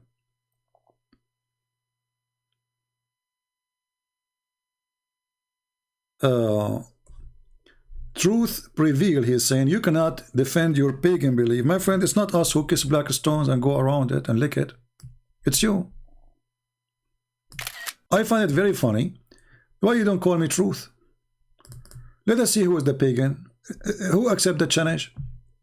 Let us see who is truly a pagan. Who is the one going around a building kissing his stones, and he believed that the stone erased his sin? Who is the pagan? We don't have such a garbage. It's you who's pagan, and the Quran confirm it. Who is the stone kisser? It's you. People, I will remind you, tomorrow we will have our first Bible study in my other account. We have it in the pinned message, and the admin, they will post the link for you if you like to join us. So if you care, feel free to join us. And as a first study for the Bible tomorrow we will do is about the Christmas. Do we have any brave Muslim?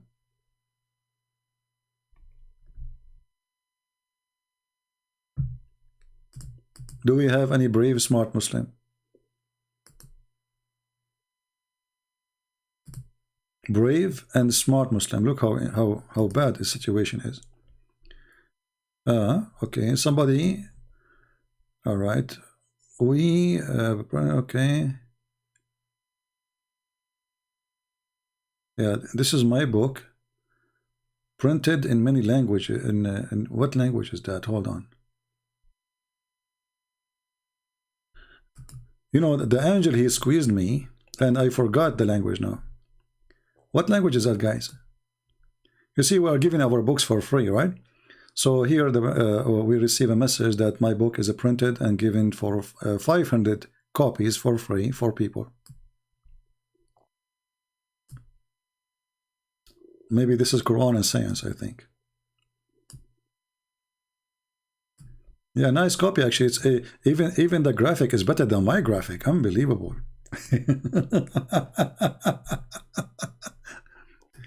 You know, I'm so happy that my books is going around the world, and this is the blessing of not to be greedy and going after money.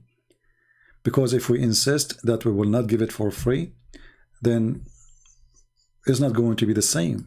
Now we have tens of millions, if not hundreds of millions, reading those books for free. So I'm really grateful for the Lord that He did not make me a greedy person who goes after money. I hope soon our Chinese books will be printed too, given to Chinese as hand, not only as a file. So let the whole world see how stupid this religion is. The pagan who accuse us to be pagan, which is Islam. There's no pagan in the world as Islam. Islam is religion. They put their head inside a stone which is always worshipped as a vagina. And they claim that we are pagan, not them. Actually, we saw Zakir Naik saying literally that Islam and Hinduism is the same. Islam and Hinduism is the same.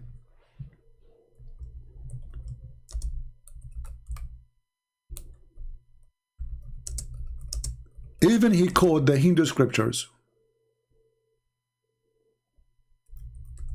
to show you that it is exactly the same. Not only he said the same, he said exactly the same. Can you believe it? Not only he said it is the same, he said it's exactly word by word. Let us play the video for you so you can see. We are not making things up. It's exactly the same. If we ask any Muhammadan, is the Hindus are pagan? He will say yes. This is your Zakir Naik. The concept of God. The best reply that any Muslim can give you regarding the concept of God in Islam is quote to you Surah Ikhlas, chapter number 112, verse number 1 to 4, which says, Qul huwallahu ahad.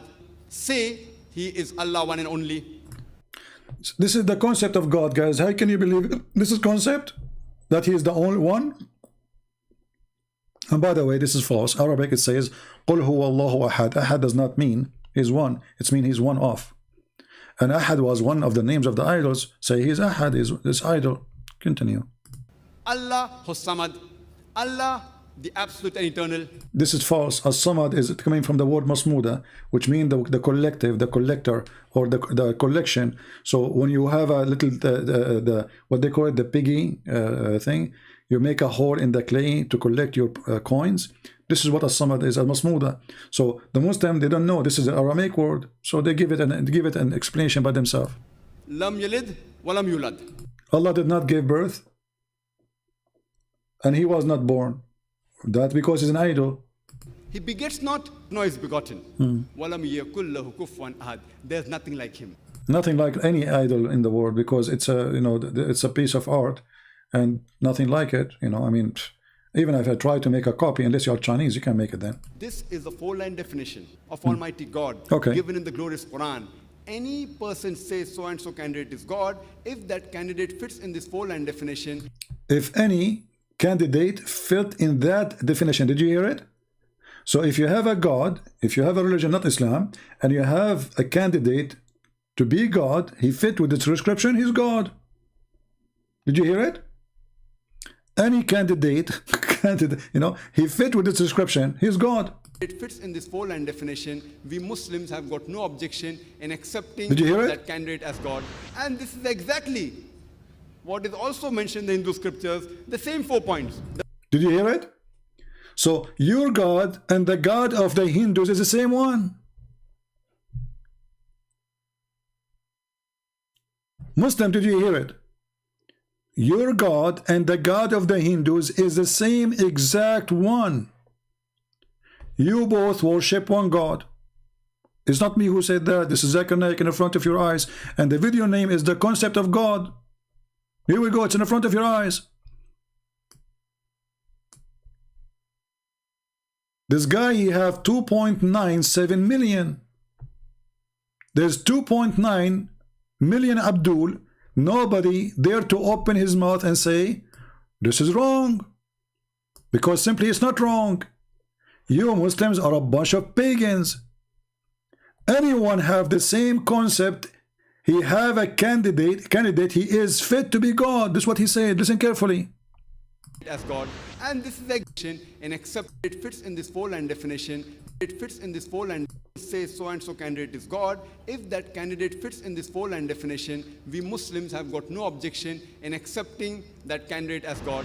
And this is exactly what is also mentioned in the Hindu scriptures. Says so and Did you hear it? So stop lying to us saying that you are not like the Hindus. Stop lying to us saying that you have a true God and the Hindus are false, because here we go, your biggest shish kebab, he just admitted that Allah is the same as the Hindu God.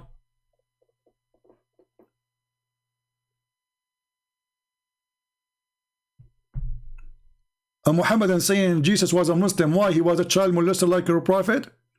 If Jesus was a Muslim, he should be a caravan rider, child molester, cheating his wives, and take his own son wife. Well, Jesus is totally the opposite of that. Jesus was a Muslim. Any Muhammadan have a comment? And actually, if we go in the roots, we will find that Allah, He will resurrect people from death by using the power of the beef, the power of the cow.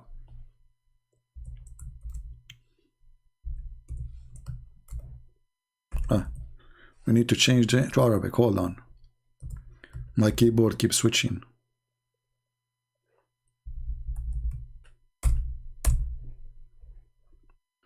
How Allah He resurrect people from death? By beef. This is why the biggest chapter in the Quran is the cow chapter, Al-Baqarah. Why it's called Al-Baqarah? Because this is how Allah He resurrect people from death, by beating them using the power of the cow. If the Muslim, they will say, no, this is the power of Allah. So if Allah have a power, why He need to use beef?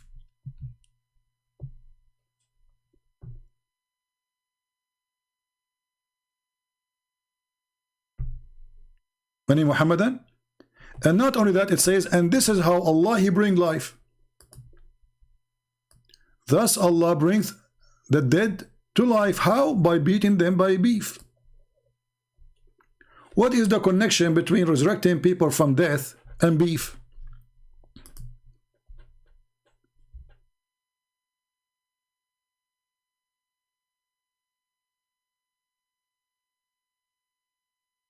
Any Abdul?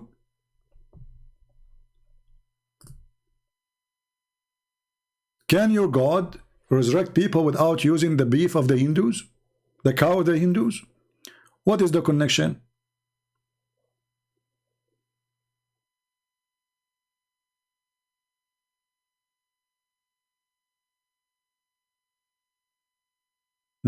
A Muslim Abdul, he is posting for us chapter 4 verse 171.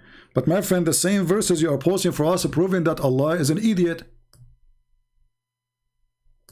Actually, I challenge you to call me, read the verse for me, and then people will laugh at you, and it's your verse. Because the same verse says, say no Trinity, is the same verse confirming the Trinity, but in Islamic way. Shall we read the same verse you are posting for us? Why you did not copy the rest of it?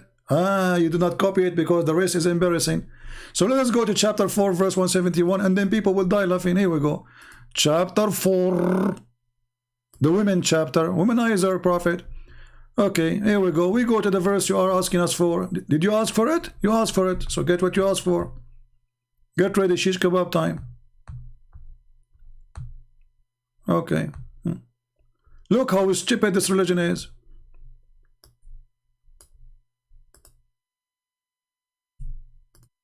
Literally, the most stupid religion is. The same verses confirming that there's no Trinity is the same verses confirming that there's a 3 and 1, and that is Jesus. Read carefully the stupid Muhammad.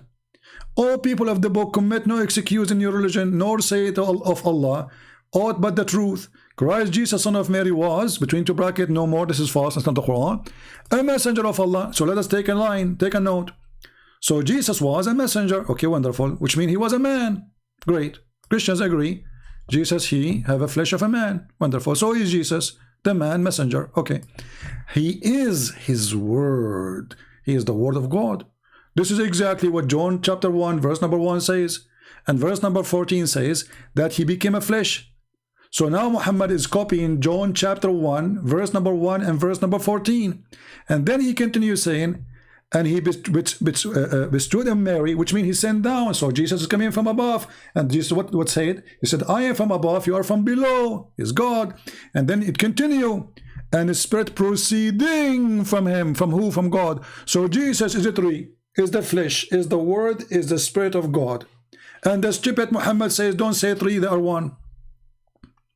Have you ever heard of a stupidity? And not only that, he is not only spirit, he is spirit proceeding, ing, which means the spirit which is in Christ is always proceeding from God. Do you see it? It's not created. It's proceeding. This is your Quran. The same stupid book says, don't say Trinity. Just confirm another form of Trinity. By the way, we don't believe in such a Trinity, but this is what your Quran is saying. It can be. Jesus himself is a 3 and 1 at the same time. He is the word. He is the flesh. He is the man. He is the spirit.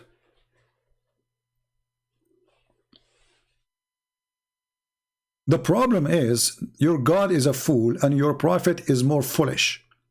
So when you Muslims, you copy paste, we laugh at what you copy paste. And that's why none of you dare to call me.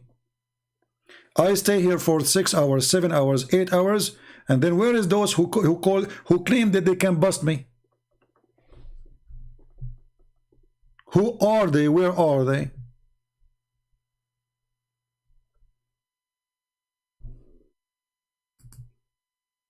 Again, a reminder, subscribe to our other channel if you like to join us tomorrow. Tomorrow is the last day before Christmas. Actually, it's going to be almost Christmas for those who live in Asia. So if you like to join us, we have the link in the first message you see when you enter the chat. Join us there, please, if you care for the topic. And remember that channel is there is not really for a debate. It's to study the Bible. So we will keep the language so clean. We cannot mention anything about Islam because Islam is very dirty. We cannot mention the name of the Lord next to the name of the filthy and the faith of Muhammad. All right. So I want to say thank you all for being here. May the Lord bless you. And I will see you tomorrow on my other channel if you care to join us. Until then, I say Merry Christmas and may the Lord bless your life. We pray for the Muslims. We don't hate them. And we will never hate anyone just because he's a fool. We are here to save them from the foolishness of Muhammad, from the deception of the devil Muhammad. So love the Muslims, don't hate them, but fight Satan, a real fight. Never compromise. The one who compromises with the devil, he is no Christian.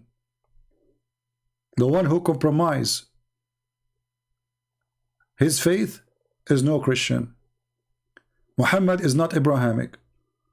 Even the Muhammadan, they say that, and we got them busted, and you know it. Thank you very much for being here. May the Lord bless you, and see you tomorrow in my other channel, Arab for Christ, studying the Bible together. Take care. Merry Christmas.